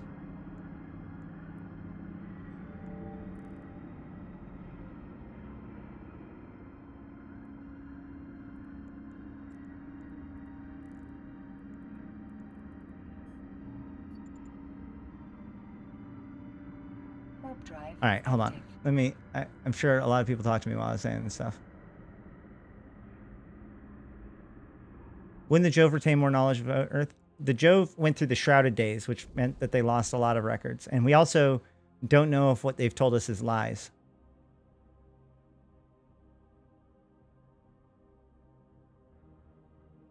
I do really like the theory that the wormhole systems are just New Eden at a different time. Although, the one issue with that is why do they always lead to the same time? But... yeah, the expectation that I have is that Old Earth is basically done now. Because they were getting pretty close to the end. Oh, I was going to show this video earlier too. And since we just had this whole discussion, I'm going to do it anyways. This is from the Talking Stations YouTube channel. Because I posted it there. But this is basically what I just told you, but with prettier pictures and me reading from a script instead of not. Greetings, fellow Empyreans. I am Ashtarothi, and I am very excited to be working in conjunction with Talking in Stations to bring you the story of one of the greatest threats to New Eden, the Drifters. We plan to make YouTube videos just like this one to help players of all skill levels understand the game of EVE Online, its universe, and its mechanics. As a first offering, I thought it was only appropriate that I answer the question I am most frequently asked. Who are the Drifters? Enjoy. By 2730 AD, nearly 21,000 years before the modern era, the human race had colonized its home system of Sol. Within 5,000 years, humanity had stretched out to consume all resources within the range of their warp drive technology. Near the end of the 8th millennia, a miracle came to the human race in the form of a semi-stable wormhole, which connected them to a previously undiscovered land of prosperity. Within a few short years, the largest colonization effort in human history began as countless souls poured through the Eve Gate and into New Eden. However, the fortunes of mankind took a turn less than a century later in 8061 when the Eve Gate collapsed, cutting off the colonies of New Eden Cluster from Terra. The cost was devastating to those remaining. Countless colonies were lost, and the very history of mankind faded into legend. Little is known from this prehistory, but we do know of the existence of 3 civilizations that held influence in those early days. The Yan-Yong, masters of gravitonic technology and force field theory, settled in the Detol region in modern-day Galente space, but all records of them end around the year 9000 AD. Unsettlingly, the remains of the Talakan Empire, which mostly are found in the mysterious Anoikis, a series of far-flung star systems accessible in the modern day only through unstable wormholes, seem to have also fallen from power at about this time. Of all of the ancient empires, the only one whom we have met in the modern era are the enigmatic Jovian. Being a relatively primitive civilization compared to their contemporaries, the Jovians survived the Eve Gate collapse by having their entire civilization loaded on immense arcs and shuffled at barely faster than light speeds. The majority of the population remained in suspended animation in a virtual reality environment known as the Construct. Those inside of the Construct used the time dilation of the simulation to rapidly advance their civilization beyond anything imaginable in the physical world. Soon, the limitations of reality were no match for this new civilization. To protect them from corruption and to ensure a tether to reality, a law was established in the early days known as the One Body, One Mind Law, which simply states that for you to have a consciousness within the construct, one must also have a physical body connected to it. This serves 2 purposes. First, it makes sure that each being inside of the construct was at least once human, but also the construct itself was eventually transformed to use the brains of those connected to it as part of its computational systems. Thus, removing the physical body would disrupt a part of the construct, or even take parts with it. Outside of the construct, the Jovians had gone through 3 distinct empires. The first collapse occurred when the highly engineered Elders began suppressing the biological experimentation of the other Jovians. When Michael Bohr reunited the Jovians in a second empire, they began performing increasingly bizarre experiments on themselves, causing both the Jovian disease and the formation of the sleeper civilization out of those living in the construct. The Jovian disease is not so much of an actual disease as an engineered defect in Jovian biology that causes melancholy, madness, and death to all Jovians on a long enough timeline. Eventually, the Jovians turned to those who lived inside of the construct looking for answers to the disease, and the only solution was to enter the suspended animation and join them within the construct. The conflict and disorder that came from this era is known only as the Shrouded Days, and no one, not even the remaining Jove, seemed to fully understand what happened in those days. What does seem to be true is that eventually those inside of the construct, now known as sleepers, fled the Jovians, eventually settling in what we now know as wormhole space, or Noikis. The remaining Jovians migrated to modern-day Jove space and continued to struggle against the disease as they monitored the younger empires, now only emerging from the Dark Ages. Eventually, modern politics, in combination with the uncontrollable disease, led the Jovians to retreat further and further from the rest of New Eden.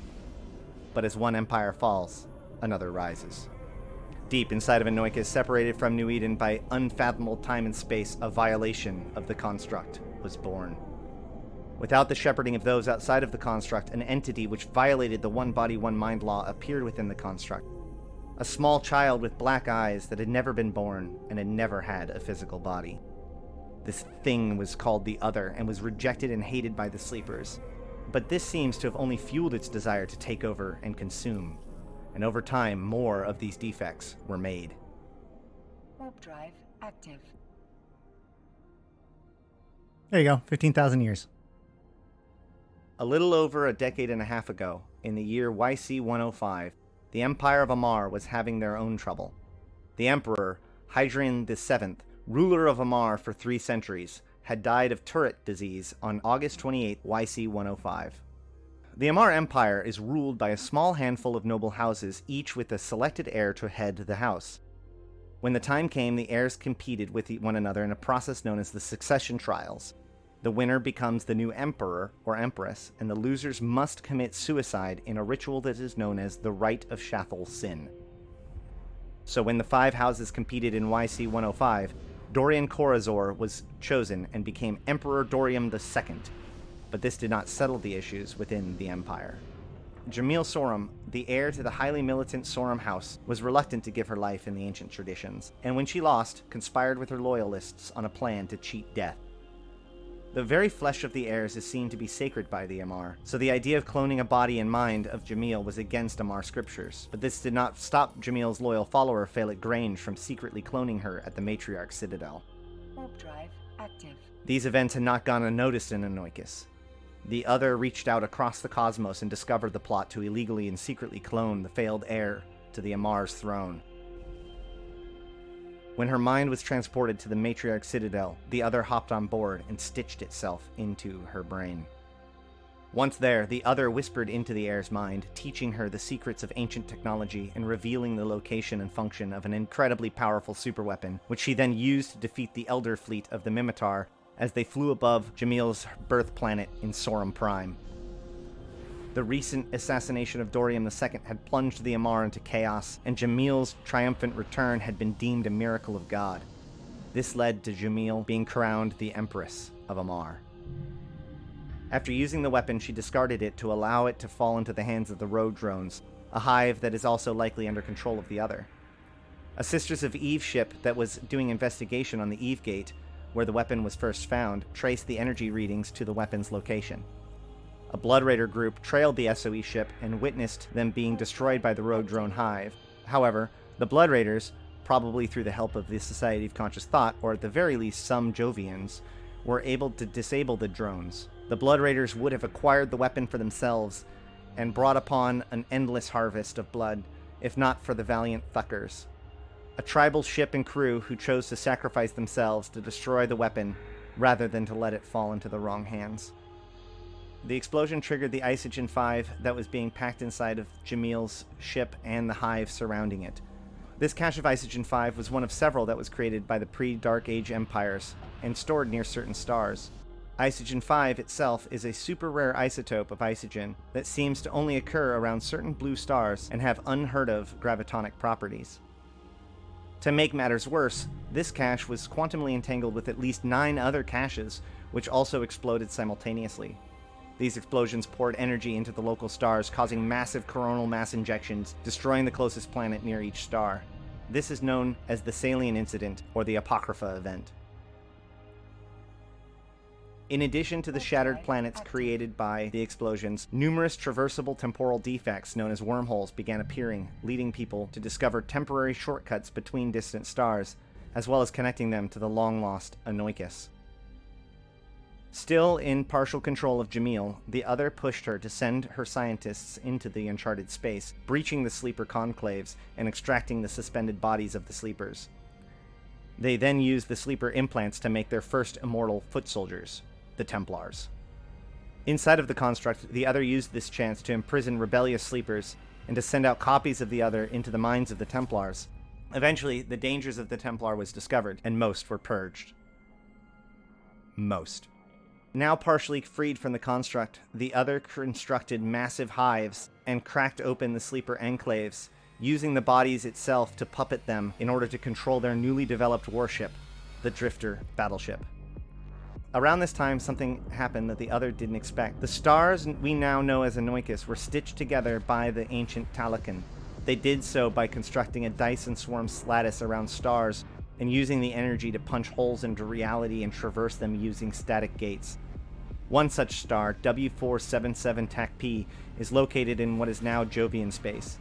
The explosion from the Isogen 5 caches sent energy through the network, pouring into W477 Thank and damaging the lattice around it.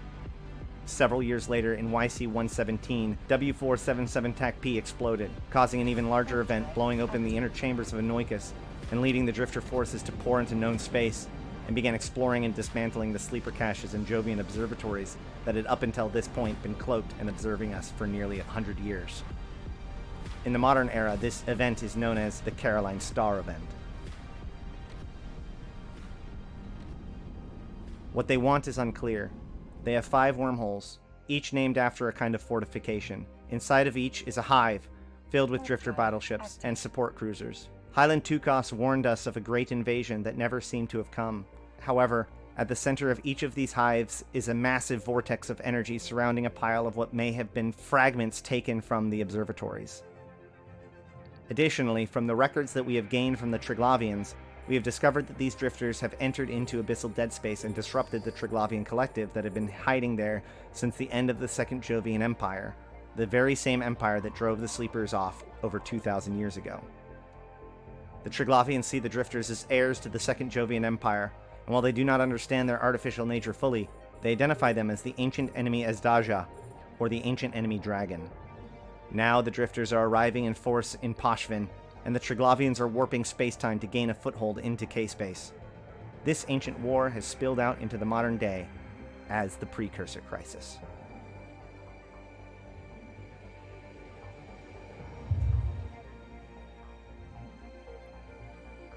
So yeah, that was my first video that I made about this stuff, or at least of this series. Vader197840, thank you for joining us down the rabbit hole, YouTube Online. If you guys are interested in more, I can keep going. I like sharing the stuff, and I can give you guys answers or feedback if you want. I do. So I've made the first Who Are the Triglavian videos, which is kind of a follow-up to this one. And then I have the audio for the second Who Are the Triglavian video that I'd be willing to play for you guys too. All right, cool. We'll jump into it.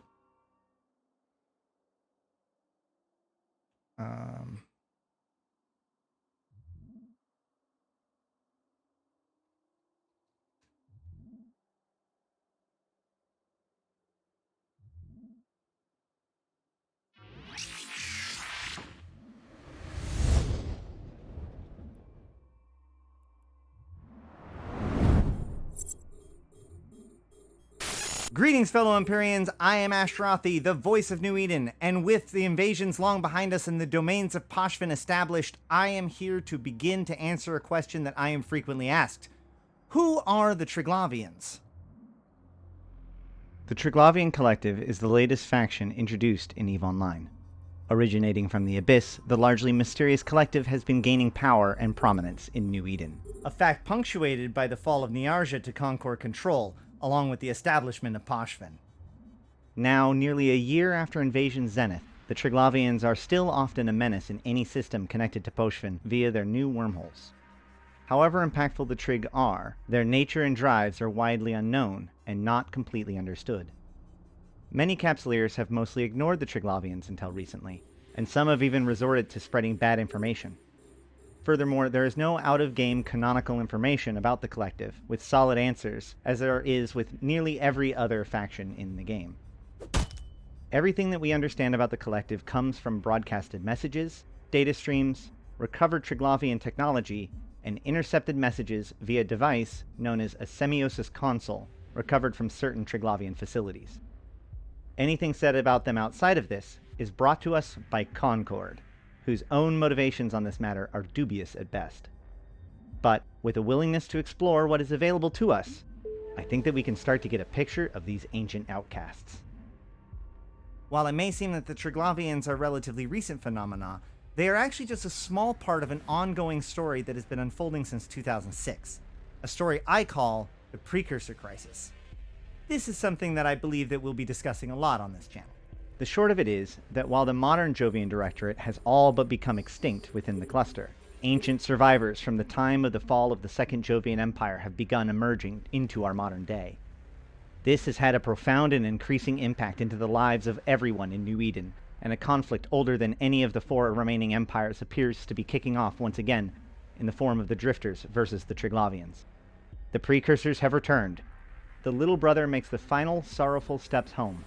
He is not welcome. and what that means may be a crisis for us all. For now, I will just point you to a 2-hour-long playlist that I've compiled a while back of every video CCP and Arataka Research Consortium has produced on this matter. In addition, I have compiled a document known as the Precursor Crisis document, which I have posted on Google Sheets, in which I have brought together all of the text that I could find so far related to the Precursor Crisis in the game. If you see something missing in this document, of course, let me know right away so I can add it. So we have a lot to dig into to go into everything that we know about the Triglavian Collective, and much of their origins and motivations are still speculations, and thus this is going to have to be spread over several videos. For this video, we will explore the Collective through the lens of a Triglavian that you may know, the Detached Executive Troika for the Sublimation of Poshlost Flow, or as you may know them, Zoria Triglav. Zoria is the most well-known Triglavian to us Empyrean Capsuleers. The 3 times the Collective hacked the billboards of New Eden, it was broadcasting messages from Zoria. Additionally, the topmost grade of Triglavian forces are named Zorias, as the Galentes would be presidential and Amarians be exalted. Zoria holds the title of the Detached Executive Troika for Sublimation of Poshlost Flow, and the vast majority of communications we have recovered logs from are either involving Zoria or about them. They report to a convocation of Triglav outside of the struggle, who together represent the will of the 3 Triglavian clades of Svarog, Perun, and Velez. We will talk more about the clades further in a little bit, but for now, you can think of them as the 3 sub-factions of the Triglavian Collective. All of this and more can be gathered by understanding their messages, or prayers to us. Whether or not you want to heed their words is a decision I leave to the viewer. The first We Are Zoria Triglav message, which was sent just prior to Invasion's Chapter 1 expansion, does a very good job of summarizing the Triglavians' positions. However, the only problem is that these messages are often cryptic, due to the Triglavians using Slavic terms and religious-sounding language to communicate their messages. So let's break it down and see what we can learn. We are Zoria Triglav. We speak For the congregation of Triglav outside the struggle. Each of the 3 messages begins this way. They are declaring who they are and by what authority they speak. A few things can already be noted. First, Zoria uses the pronoun we to describe themselves, and when speaking seem to have 3 voices mingled together, that of a male, female, and digital voice. It is unclear if this is to mean that the Triglavians have multiple consciousnesses, or infomorphs, within a single body, or if they're doing this as some sort of effect to show solidarity. Zoria's physical form is always depicted as a female body, and so this has led many to believe that the voices are either representing the 3 clades, or the 3 subtypes of Triglavians, the Neradnia, Koshoi, and Nafka. Unfortunately, this is another deep and uncertain topic, so we'll leave this one for later. As far as the convocation of Triglav outside of the struggle, the Triglavians live in a state of constant conflict. The Abyss is resource-starved, and they've been trapped there for some time. Each clade and subclade is in competition with one another in something that they call the Proving. However, they also seem to recognize a shared destiny, and so have a grouping, or convocation, that functions to guide the collective and stand apart from the day-to-day internal squabbles. They are outside the struggle between the clades. The word clade is borrowed from biology, meaning a group of organisms believed to have evolved from a common ancestor according to the principles of cladistics, an example being the great apes and human clade. The word itself is derived from Greek, klados, meaning branch. We are an emanation of the clades. We are an emanation of the clades of Perun, Veles, and Svarog. Now a few words on Slavic mythology and the role of earthly mythos in EVE Online. After the Eve Gate collapsed nearly 13,000 years ago, most of the knowledge and science of old Earth was lost. This time is known as the Dark Ages. However, each of the surviving empires from the Dark Ages maintained traditions using language from the old ways, like a fingerprint upon their culture, albeit warped and the original meanings lost. For the most part, this results in the use of ancient animals and mythos in the naming of ships and equipment, and you can explore the empire's past via the names that they cling on to in the modern day. For example, the ancient Jove have a tendency to use Greek language in their naming, and thus we get the Society of Conscious Thought ships, such as the Gnosis and Praxis, as well as the drifter names of Apollo, Artemis, Charybdis, Scylla, and more. The use of these cultural touchstones hint to a relationship between the Drifters, Jovians, and the Sleepers. The Triglavians use Slavic mythology in their culture, which sets them apart from the other races. But that also means that better understanding of Slavic mythology may give us a better understanding as to the true nature of the Triglavians. Zoria is the name of the three sisters that represent the morning, evening, and midnight stars. The threefold manifestation is reflected in the threefold nature of the Zoria we know. Additionally, the deity Triglav is a three-headed god who rules over the heaven, earth, and underworld. And wouldn't you know it, the three sub-deities of the Triglav are, as you might guess it, Svarog, Perun, and Veles. So here we have an agent of the Convocation of Triglav, who's named after the three sisters, who serve a god whose name is the name of their collective. And this god has three heads, whose names are also the names of the three major sub-factions of the Clades. Now don't get me started with that, but Ashtarothi, the three gods of the Triglav are actually Perun, Svarog, and Dazbog. And to your straw man, I say but Veles replaced Svarog later on. Which may also matter to our understanding of the Triglavians in ways that I'm not really willing to go into it right now. And this is as far as I'm willing to go in pretending that I know anything about Slavic mythology.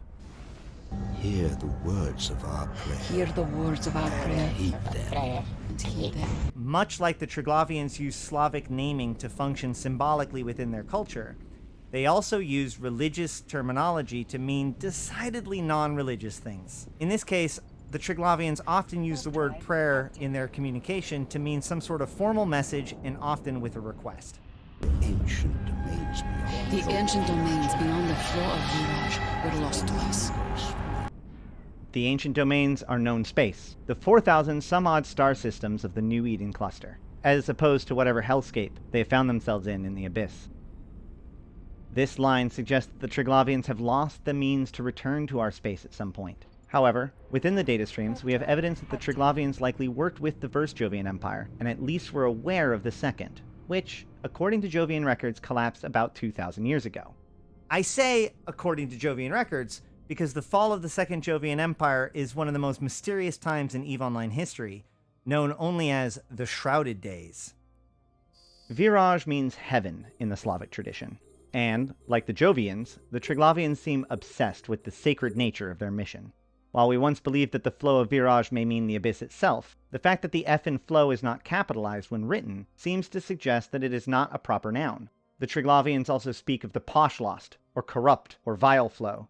This shows us that the flow in this case represents a path, or shared destiny, and shared goals. Likely this flow of Viraj is what keeps the Convocation together, a unified understanding of shared purpose. We will be discussing the flow of Viraj and the Poshlost flow quite a bit in the future.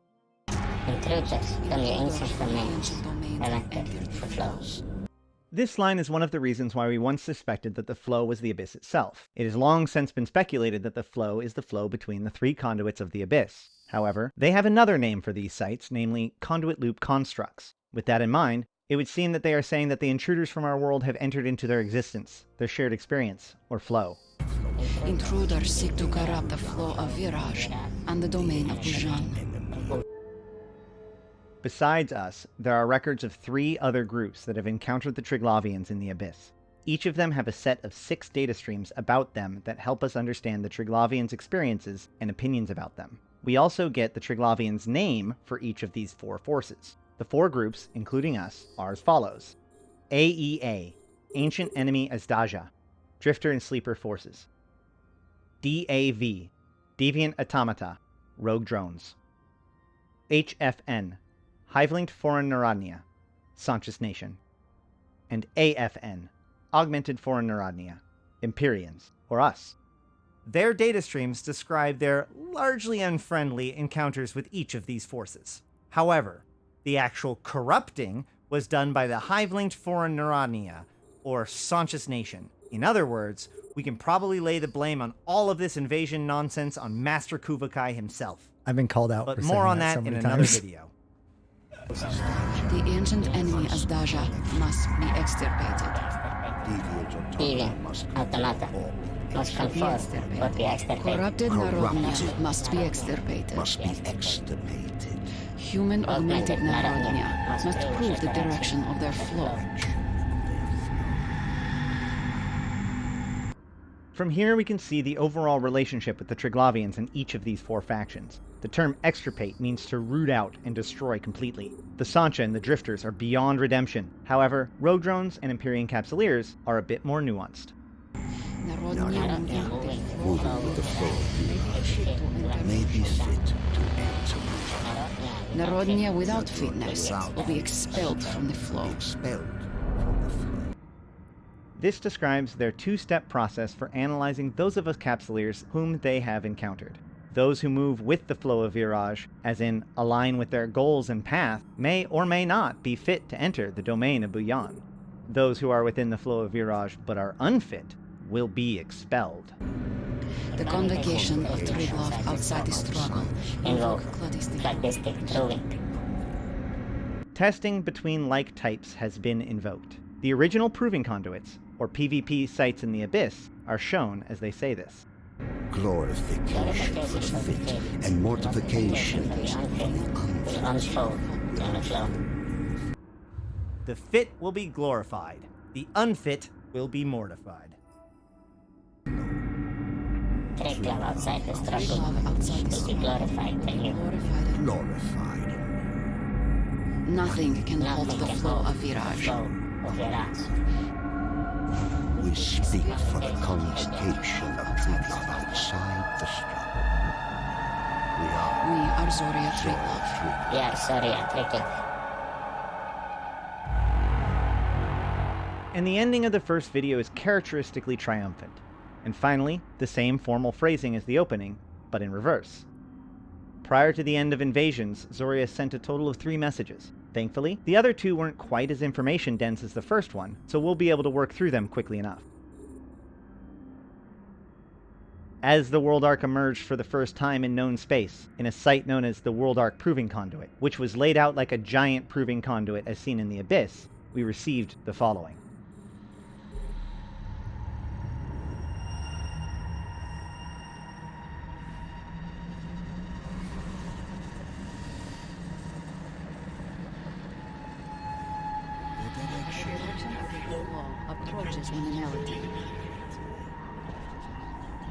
Things are going to progress into the next stage.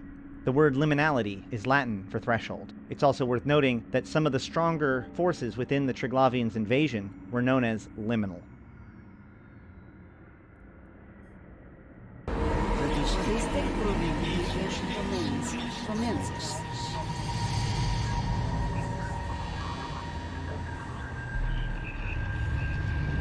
This line helped lock in our understanding of the ancient domains as New Eden. It is describing the World Ark Proving Conduit. Be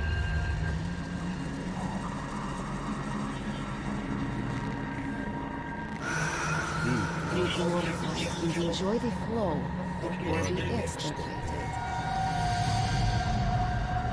This should require no real analysis.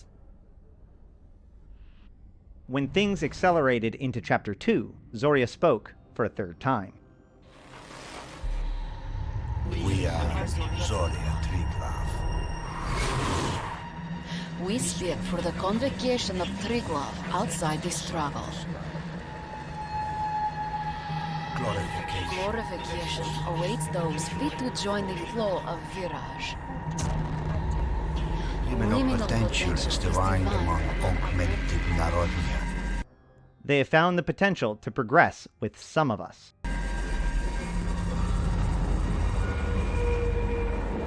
We invoke a proving of Kybernauts in the ancient domains. This is the first time that they've ever used the word Kybernauts to mean friendly Capsuleers.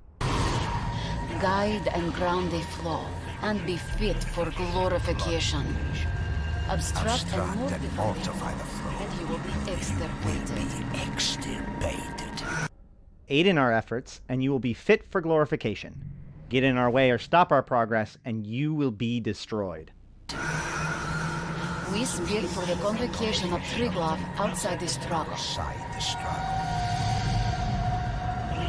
We are Zoria Triglav. So who or what is Zoria Triglav? What do the Triglavians really want? And what exactly do the Drifters and Sancha have to do with any of this? Unfortunately, those questions and more will have to wait for future videos where we explore the other things that we know and have collected about the Triglavian Collective and other pieces of the Precursor Crisis. I'll see you then. Thank you so much for watching this video. I have a lot of fun bringing you these. Shh. Okay. So, there's that one. Now, my last one is, the last one is 30 minutes long. So, like I said, it's just the audio of it. And I will probably be wrapping it up basically right then, because that'll be me going long. And I also might go wander off a couple times while it's playing, if that's all right with everybody. All right, give me a second.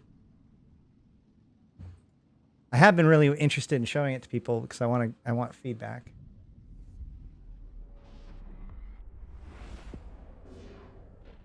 Yeah, I believe that Svarog has become partially corrupted, which is why Zoria was denied authorization to deal with the problem, and instead Krezhnik Svarog was empowered to ensure integrity and purge the corrupt.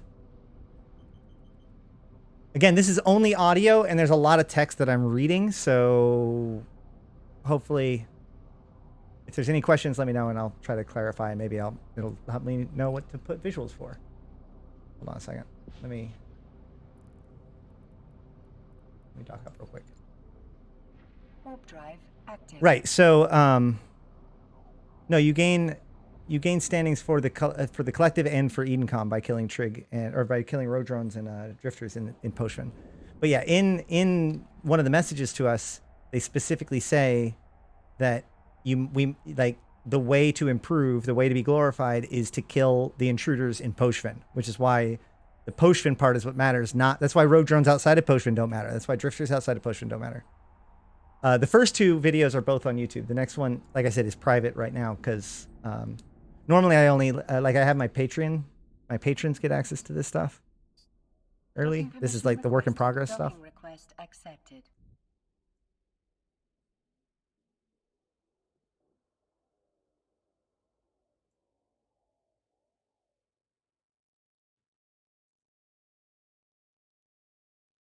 All right.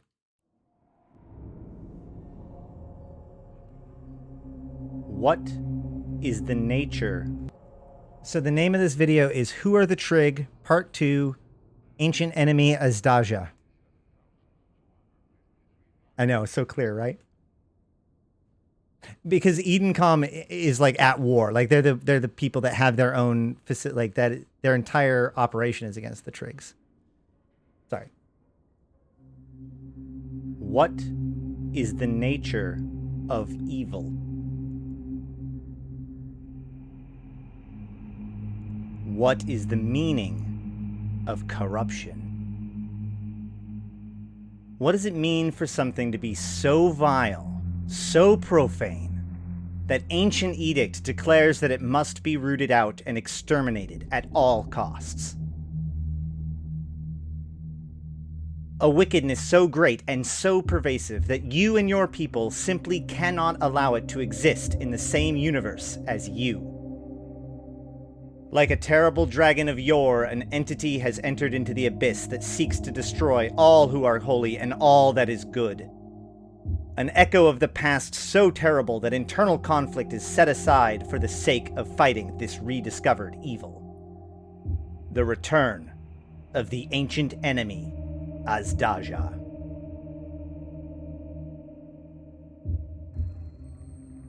Greetings, fellow Empyreans. I am Ashtarothi, the voice of New Eden, returning once again to explore the universe of New Eden and specifically the Triglavian Collective. In my first video on the topic, we introduced the Triglavians through the messages of their spokesman, Zoria Triglav. And I strongly recommend you go back and watch that first if you haven't, or if you just feel you need a review. In addition to that, we will be covering things discussed in my Who Are the Drifters video, which I also recommend that you watch. Links in the cards and down in the doobly-doo below. Today I want to start decrypting the Triglavians' messages to each other and combine it with other descriptions and information to begin to tell the story of what happened with these people and how these events led to the invasion and subsequent events. Before we dig into this with earnest, though, a bit of technical housekeeping. Now, as we mentioned last time, the Triglavians have records, known as data streams, documenting their encounters with the road drones, drifters, capsuleers, and Saunchus Nation. Each of these are recorded in a set of 6 data streams broken into 2 chunks of 3. The first 3 from each set was released upon first contact with the Triglavians, and the second set were released several months later as part of the Secrets of Abyss event. In addition to this, the first 3 records always have a different style than the final 3, and it more or less breaks down like this. Data streams 1 through 3 records early encounters with the Triglavians and the group in question. Data stream 4 represents a turning point in the story, in which a decision about the group in question is brought to the table. And data streams 5 and 6 seem to record their ongoing communications on the topic, and are broken down into past, current, and future events. Now, I know all of this may seem a bit abstract, and it is, but I wanted to introduce you to the overall structure before we begin to dig into any particular story. It is also worth noting that the data streams themselves almost never paint an entire picture, and other descriptions and information must be pulled in to fully understand what is happening. Of all 4 sets of standard data streams, the Triglavians' encounter with the drifters and sleeper forces seem to be the most straightforward and least controversial of the different stories told. So we will start there both to better understand the relationship between these ancient enemies, but also to help lay out the framework for future understanding of the more complicated stories. As a final note, while I have tried to keep the information presented as foundational as possible in the previous video, from here on out we are going to be wading deeper and deeper into the territories of speculation, as well as discussing information that we simply do not know from an in-universe perspective.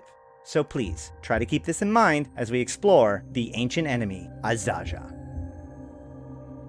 We begin with AEA-1, which reads, Clade ships of the 3 Tactical Troika classification in communion militant with Varpulis subclade of Perun Clade encountered the ancient enemy Azdaja at reverse time coordinates while processing in sub-18 exclave of Conduit Loop Construct 405.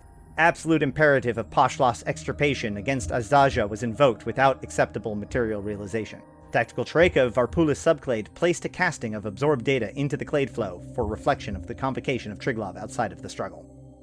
So what is a 3 Tactical Troika classification clade ship? Well, the Triglavians do not refer to their ships in the same way that we do. In fact, the names that we give their ships are based on the inventing subclade of that ship. For example, the description of the Damavik reads, Damavik subclade of Perun Clade, revised adaptation schema for clade ship of the 3 Tactical Troika classification has been accepted for imprinting and advancing time generations after cladistic glorification over Samova subclade. Tactical subrole dispersal is the gift of strategic Troika. So, the Damavik class frigate that we know is actually named the clade ship of the 3 Tactical Troika classification, and the name Damavik actually comes from the subclade that created this particular version of that schematic. This description seems to suggest that the Damavik's version of the ship was proven over the alternative design of the Samovda, or perhaps the ships were so effective in defeating Samovda that it was accepted by the entire collective. Returning to the first AEA data streams, we see a story of a group of Damaviks, known to the Triglavians as 3 Tactical Troika classification clade ships, that encounter the sleeper and drifter forces, and they immediately invoke their noema, or policy, of extirpation. Now, not to get too far into the weeds at the first sentence of the first data stream, but already we can see that the Triglavian collective is far more complicated than we originally thought. Within each clade, there are multiple subclades, who likewise are also in conflict with one another. Additionally, it is also worth noting that this event did not seem to represent the end of the Samovda subclade. The release of the Drekavik came after the initial release of the Triglavians, and so likely suggests a later development than these original records. And yet, in the Drekavik description, we see, Drekavik subclade of Perun Clade relinquishes the adaptation schema of reverse time accepted 243 Tactical Troika classification clade ship from the proving grounds of Perun Clade on the ascent conjunction of prayer from Gromovi and Samovda subclades. Evocation of playful communion across repeated time by Tactical Troika in sub-15, sub-21, and sub-27 exclaves of repeated conduit loop construct 303 is under now time pressure. So there's a lot in there, but from here we can see that the Samovda subclade, while having Damavik subclades gain cladistic glorification over them in the past, still seems to exist and, along with Grimovi, is able to petition the wider Perun clade. Grimovi also shows up several times in the data streams and seems to be strongly associated with the multi-body tracking pylon, but we will have to catch up with them in a future video. For now, what we can learn from this is that the Triglavians have a very complex society with multiple clades and subclades that challenge and fight each other. And while the Triglavians have their own naming scheme for their ships, namely numbered clade ships, our names for them come from the subclades that designed, or at least is strongly associated with, that particular design. So going back to the AEA, we can see that a set of Damavix encountered the ancient enemy Azdaja while patrolling Conduit Loop Construct 405 in the Sub-18 exclave. Now, we have a lot of records that report time and locations much like this. However, unfortunately, it doesn't give us much to work with. Firstly, every timecode coordinate given within any Triglavian record is listed as indecipherable. It is not really known if this is some sort of censorship by Concord or the Triglavians, but I have a different theory. The Jovians, Sleepers, and Drifters all process things in what is known as trinary data, unlike the binary systems that we use today. In a binary system, all data is preserved as a set of ones and zeros that often represent, or are represented by, the binary states of on or off, high or low. Trinary data, by contrast, would mean data encoded with 3 potential states. This could, in theory, allow them to process far more complex data, but would also render that data, or information, absolutely unintelligible to anyone trying to process it from a binary perspective. The oldest official record I could find exploring trinary data comes all the way back from 2008 in a dev blog by CCP Svarthal entitled The Great Collector, which discusses the Empyrean known as Entity and his extensive collection of over 7,000 items, including, quote, trinary data stream found on the wreckage of the Jove battleship floating in the Stain region, end quote. And in the description of the object it reads, quote, this complicated stream of data seems to be in trinary language. It appears to be of Jovian origin, end quote. However, a forum post from 2004 seems to suggest that the trinary data stream came from all the way back then, and was in fact recovered from Venial's wreckage. This is important because Venial is the Jovian who more or less is in charge of the Society of Conscious Thought, one of the main characters in the Inheritance Chronicle, and thus is one of the best sources of knowledge of the Precursor Crisis and the Talican. A bit of an aside on the Inheritance Chronicle. In YC-117, 2015, the relative stability of New Eden was broken by a space hauler named Caroline Grace when she observed a star in the Jove region becoming larger day after day. This event, eventually known as the Caroline Star Event, was the earliest warning of what was to come. Shortly after, the Jovian observatories began decloaking, and the Circadian Seekers, and later Drifters, began emerging into New Eden. For nearly a year, confusion and speculation reigned, leading the Hydrostatic podcast to bring together the greatest thinkers in New Eden's history to discuss these matters, in an attempt to shine light on current events. And from there we got the awesome Emergent Threats trailer. Link in the doobly-doo. However, while the mystery may have started with a star in the sky, it was a different Christmas miracle, which led us to answers. On December 23, 2015, the Inheritance Chronicle was released, telling the events subsequent to Matashi Reich's death after scanning Jamil Sorum, then Empress of Amar, shortly before her assassination by the Drifters.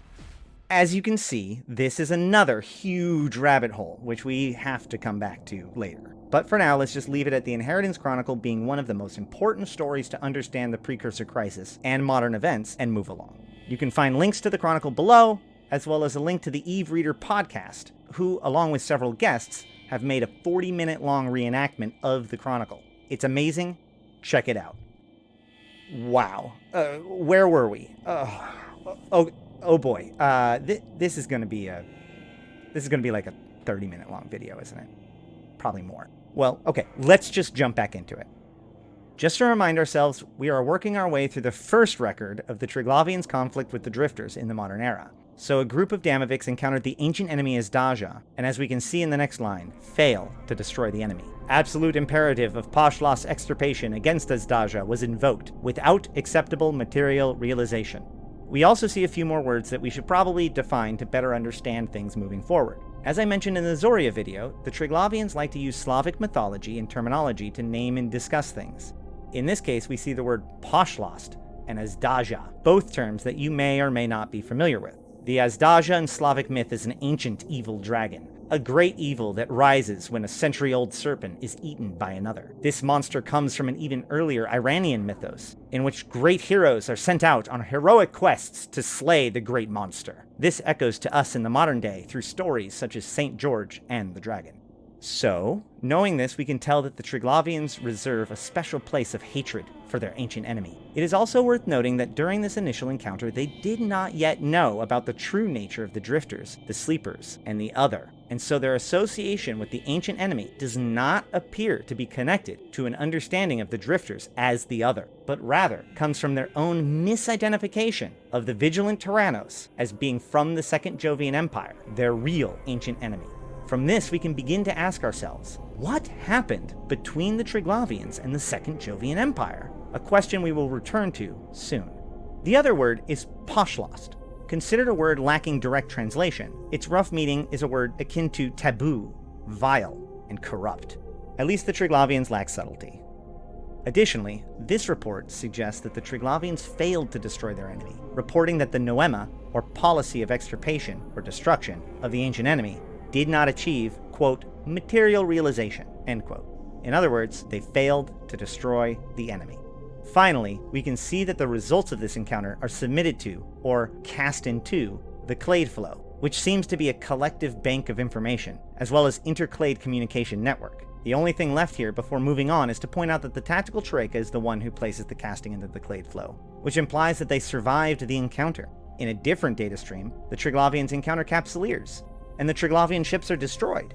In this case, it is the transfer conduit itself that records the information and submits it. Not sure if this is exactly essential to understanding the story, but I find it kind of interesting. Moving on. We finally make our way to the AEA-2 record, which continues the Triglavian search for an answer for this returning threat. From AEA-2. Convocation of Triglav outside of the struggle has affirmed the need for playful communion at repeated time by clades assembled and subclades militant and technical. The entosis of the ancient enemy as Daja into loop constructs must be sever reversed by the volition of merge consent of convocation of Triglav outside of the struggle. The adaptation schema of clade ships for all tactical troika classifications may be entered into the clade flow without proving. Playful communion seems to simply mean cooperation, and it would seem that the convocation is calling for all of the military and technical troikas to work together on this problem. The word entosis may jump out to many Empyreans thanks to the drifter technology known as the entosis device. But what they seem to mean here is simply the original definition of the word, that of forced entrance. So what it appears to be saying is that the convocation is affirming the need for the majority of the Triglavians to work together and end the intrusion of the drifter forces. The final line is confirmation that the specification for all of the ship's designs are allowed to be entered into the clade flow without proving. The key phrase here is without proving. While many of the ships used by the Triglavians go through a proving process, only the Leshak and Zernitra are entered without proving.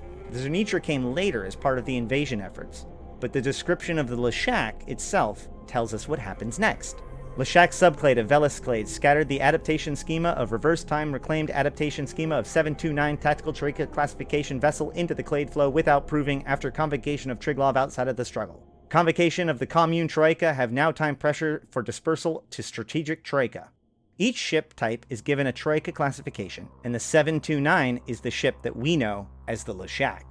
And just like the Damavik, it was named after the subclade that produced it. What is most interesting here is that the Leshak was created from a reclaimed adaptation schema, meaning that it is an older model that was taken out of service, but then brought back to be pushed to the strategic troika. This offers us another interesting tidbit of information, that the Triglavian ships seem to be getting smaller over time. The ancient ships include such lumbering beasts as the Leshak, whereas the much more modern Damavik seems to be what was in use at the time of the Drifters' invasion into Triglavian space. If you think about it, this makes a lot of sense. The Triglavians are a decaying empire, living in a realm with little resources, and no forgiveness. Over time, they have developed smaller and more nimble craft that use far less resources to build and operate. Could it be that they are whittling down their people as well, via proving, and only those who are glorified are allowed to keep their physical form? Who knows? Oh no, that's the tinfoil alarm. I guess we better move on. Where was I again? Oh yeah. They have just rediscovered the design of the Leshak battleship and submitted it into the clade flow. Next we read AEA-3. Report of the Paramount Strategic Troika of the Leshak subclade of Velis clade has reaffirmed the dispersal of reverse-time reclaimed adaptation schema of 729 Tactical Troika classification vessel into the clade flow after proving an anti-cladistic mortification with the ancient enemy Azdaja.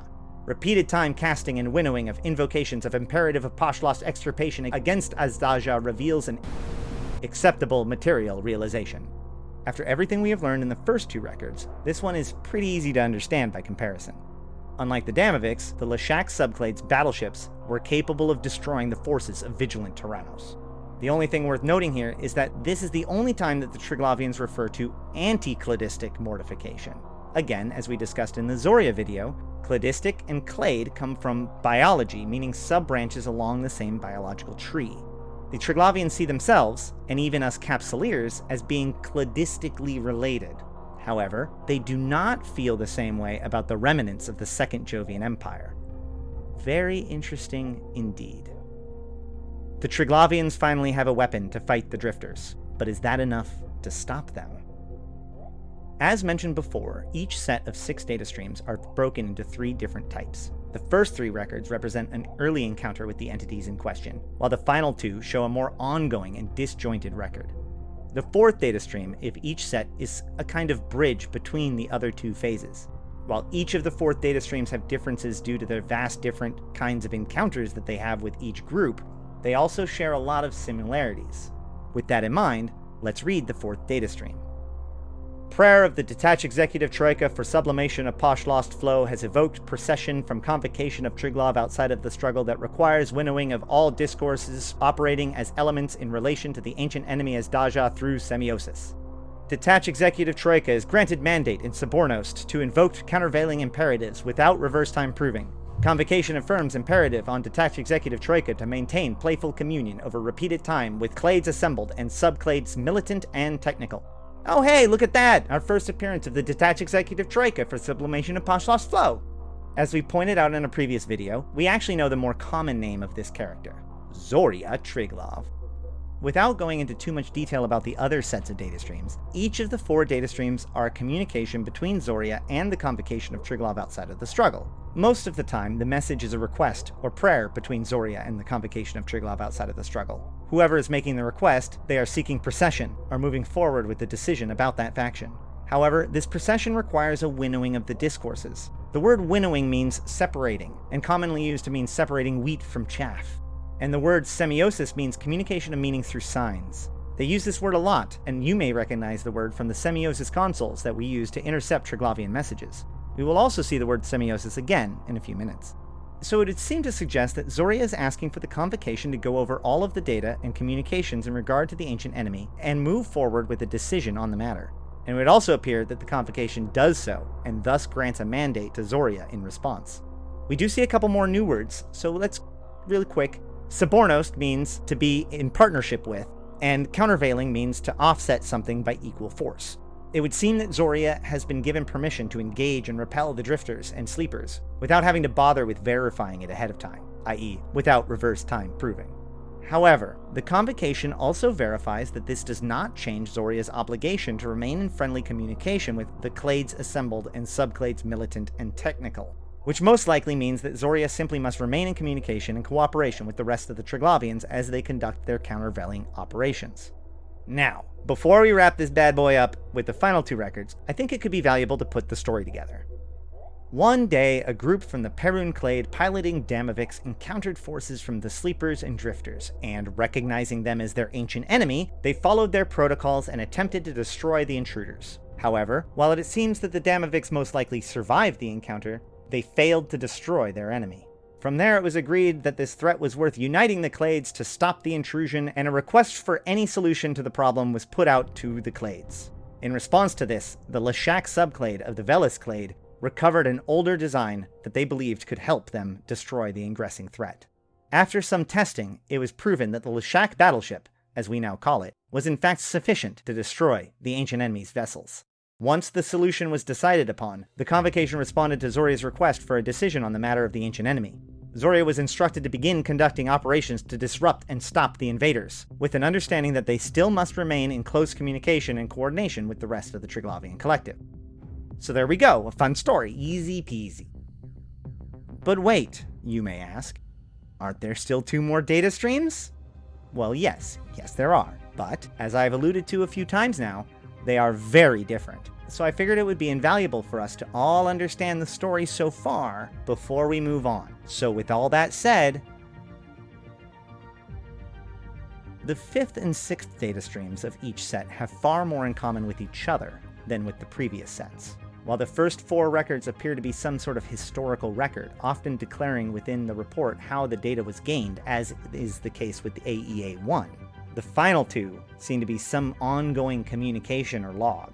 All but the ones for Sancha are by Zoria, and each of these begin with the title of the author and, quote, dialectical semiosis flow follows. So clearly this is some sort of log from Zoria, and the rest of it is broken into a set of past, present, and future records. I think that this can all be a bit confusing without an example, so let's just jump into AEA-5. Detach Executive Troika for the sublimation of Poshlost flow, dialectical semiosis flow follows. Ancient enemy as Daja. Present manifestation encountered as Vigilant Tyrannos. Reverse time discourse element. Archive pattern analysis indicates successor entity of Jove Empire of the Chamber of Tyrants. Evocation of Poshlost undoubted and imperative for extirpation without proving. Now time discourse element. Recovered materials indicate presence. Unshackled in forbidden dominance arrangement. Counter to ideological patterns recovering pertaining to Jove Empire of the Chamber of Tyrants. Query encode. Jovian expansionist polity, iteration 2. Recode process, indicating anomaly in ideological development. Pass through advancing time new discourse element configuration. Advancing time discourse element. Reinforce request for countervailing measures to be undertaken. Continued it with surveillance and proceed to next stage within predicted time horizon for effective action. Submit to Cladeflow. Now, before we go on much further, we should point out that not only were these records... Y'all got that, right? Real simple? Easy peasy? No sweat? Got it. Released at a different time, but pieces of these records were also released through another matter entirely. This is where the semiosis consoles came in. See, the 5th and 6th records were released as they were moving towards Invasion Chapter 1. They had added a brand new room in the hardest areas of the Abyss, a room that we have come to know as the Shipyard. When you enter into any Tier 5 Abyss, you now have a chance to end up in the Shipyard, rather than the normal 3 conduit loop that you would expect to encounter. If you go in today, you would find them building Zenitra dreadnoughts to use in the observatories. But originally, you encountered a World Ark under construction. This was dramatized in the Invasion Chapter 1 trailer. Now, unlike any other room in the Abyss, if you're too scared to take on the Shipyard room, you can just run. The gate itself is unlocked, and you're given good cause to take it, as a swarm of Leshaks begin locking your ship. However, if you brave the encounter, and you smash their biocache and steal the loot inside, unlike the normal rooms, this one contains a box with data streams, and a highly coveted semiosis console. Since their discovery, owners of the console has occasionally intercepted messages from the Triglavians, and part of the 5th and 6th data streams were encoded inside of the messages sent, as well as the data streams dropped. This also allows us to see more of what the messages look like in its more natural state. None of this is likely essential to understanding things, but I think it's pretty neat. Once the actual record begins, we see it first identify the ancient enemy as Daja, as having the present manifestation of Vigilant Tyrannos. This is of course the name of the Drifter faction, as well as any sleeper subordinates to them, such as in the Abyss or Poshvin. Now, the Triglavians refer to time a lot, as in repeating time, advancing time, etc. It would appear as if this is an almost unnecessary flourish, because you can often just drop the word time and understand roughly what they're saying. Thus, reverse time is in the past, now time is, well, now, and advancing time is in the future. They also refer to repeating time for things that will occur over and over. So with that understanding, we see that their original assessment was that these entities are successors to the Second Jovian Empire. This informs what I said earlier about the Triglavians not understanding the true nature of the Drifters, but rather identifying the Second Jovian Empire itself as the ancient enemy.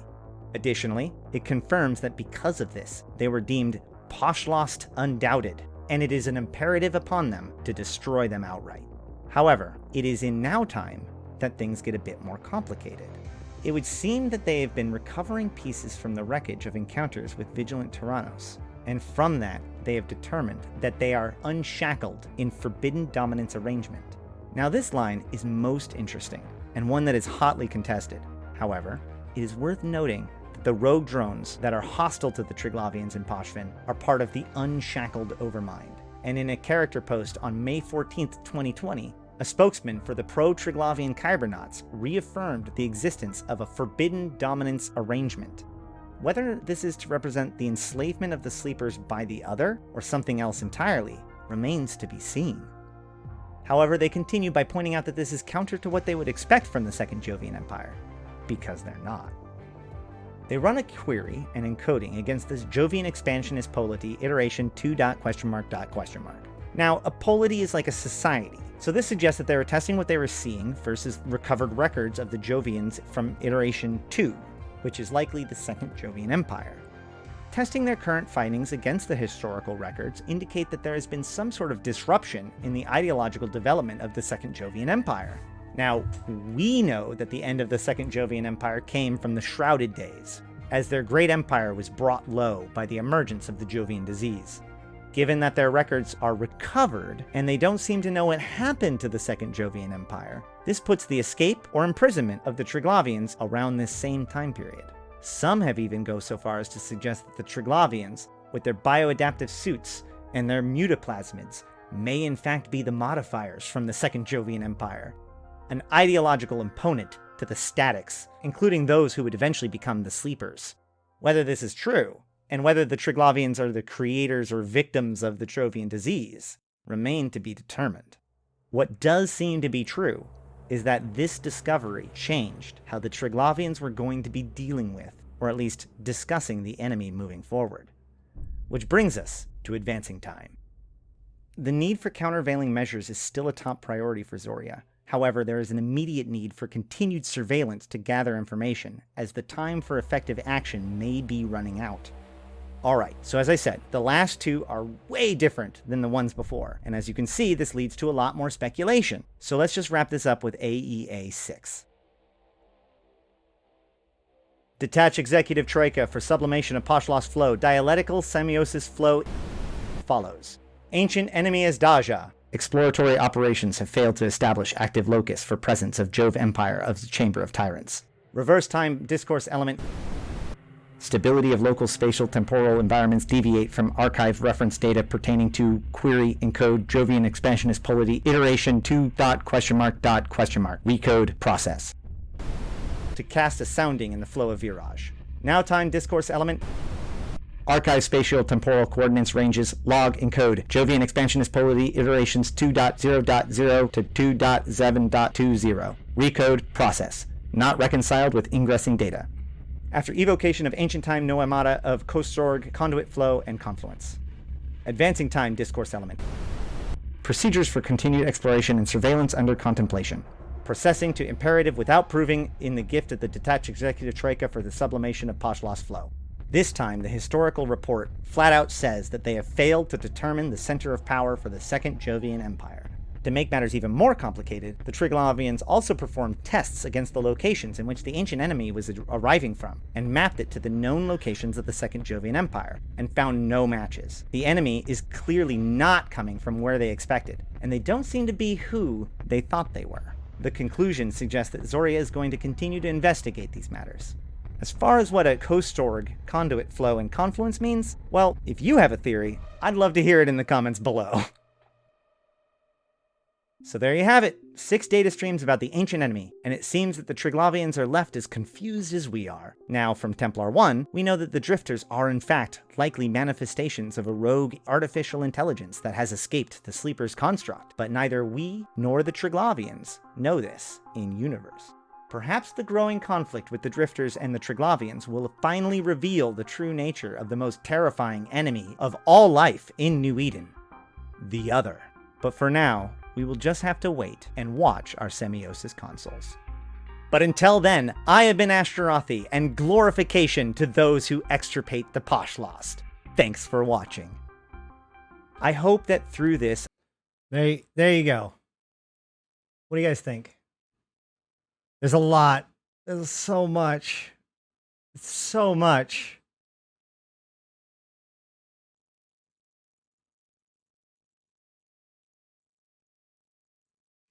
What's funny is I was like, oh yeah, my first one, I'll just like knock out the Drifter and like the Capsuleer ones or something. Nope. Nope. Just the Drifters is 32 minutes long. Trust me, that's the simple one. I have to come out with all these videos because like when I start making the claims I'm going to make in my Sancha video and in my Rogue Drone video, I really need to have a good baseline established. Because it gets kind of wild.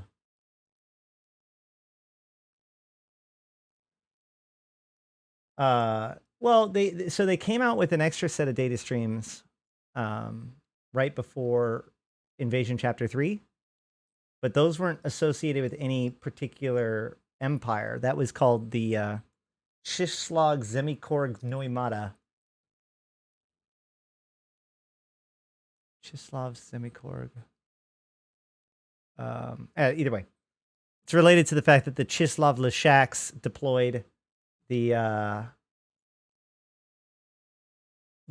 observatories, and the Chislav Noimata is is basically, as far as I've been able to understand it, it is their idea of manufacturing things about or in known space in in the ancient domains. So like they have these, they're they can build big constructions on the fly now, so that way they can like project a world arc into the world and then drop a DAS liminality or DAS DAS Porvitium transmuter and like modify the sun so that way they can bring in more people or whatever, right? So they had to create this process of like being able to build these big scale deployments. And I actually think that they used, that might be one of the ways that they use the road drones too. It's not 100% clear, but there are 3 data streams that came out right before Invasions Chapter 3 that kind of laid out the stratagem for Invasion Chapter 3. No, we have not repelled every world arc. Hell, the world arcs built all of the DAS Porvidium transmuters and took 27 star systems.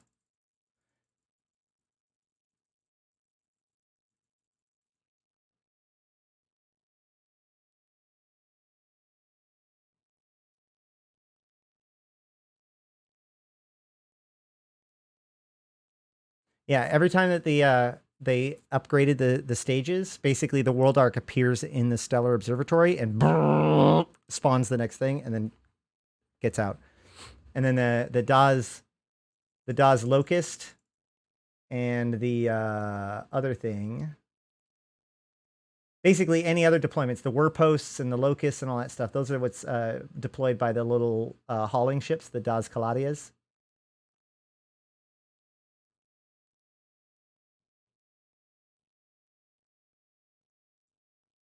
Come on, the Lagos.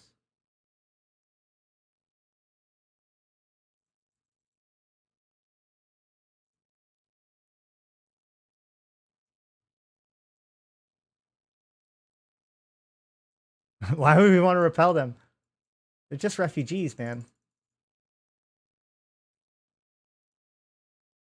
All right, and that's about it. I need to go. I'm actually going to be late for my stuff. Oh, rather, my son's going to be here like right now, so I'm supposed to have time to get ready. But it's just worth spending time with you guys. Whoa, that was a good little loot too. I've been Astrothi. I've been playing this game since 2010, talking about it since 2012, and I'm here to put even the context for you, my fellow Empyreans. I've already done all the shtick and everything earlier, so just once again, thank you all for coming. If you want to check out more of my stuff, here's my YouTube. If you like it and want to support it, please, subs are great and get to the emotes. Also, my Patreon. I appreciate all my patrons. They're the ones that make this all happen. They get their credits in the videos. And of course, Ebo, my Immortal patron, Thank you very much. But yeah, I mean, totally. I enjoy hanging out with you guys and all that stuff. So thanks for having me here, or thanks for coming. Thanks for hanging out. We're going to find somebody to raid. My favorite part of the day. When it's over. No, I'm just kidding. Well, so much for Final Fantasy. I might still stream some Final Fantasy later. I'm not above it. But it'll be low key.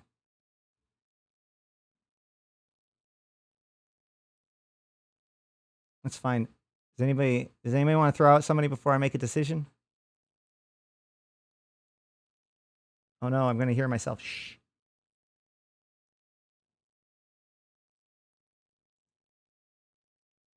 Oh, my computer's not liking this one bit. Hold on. Who to raid?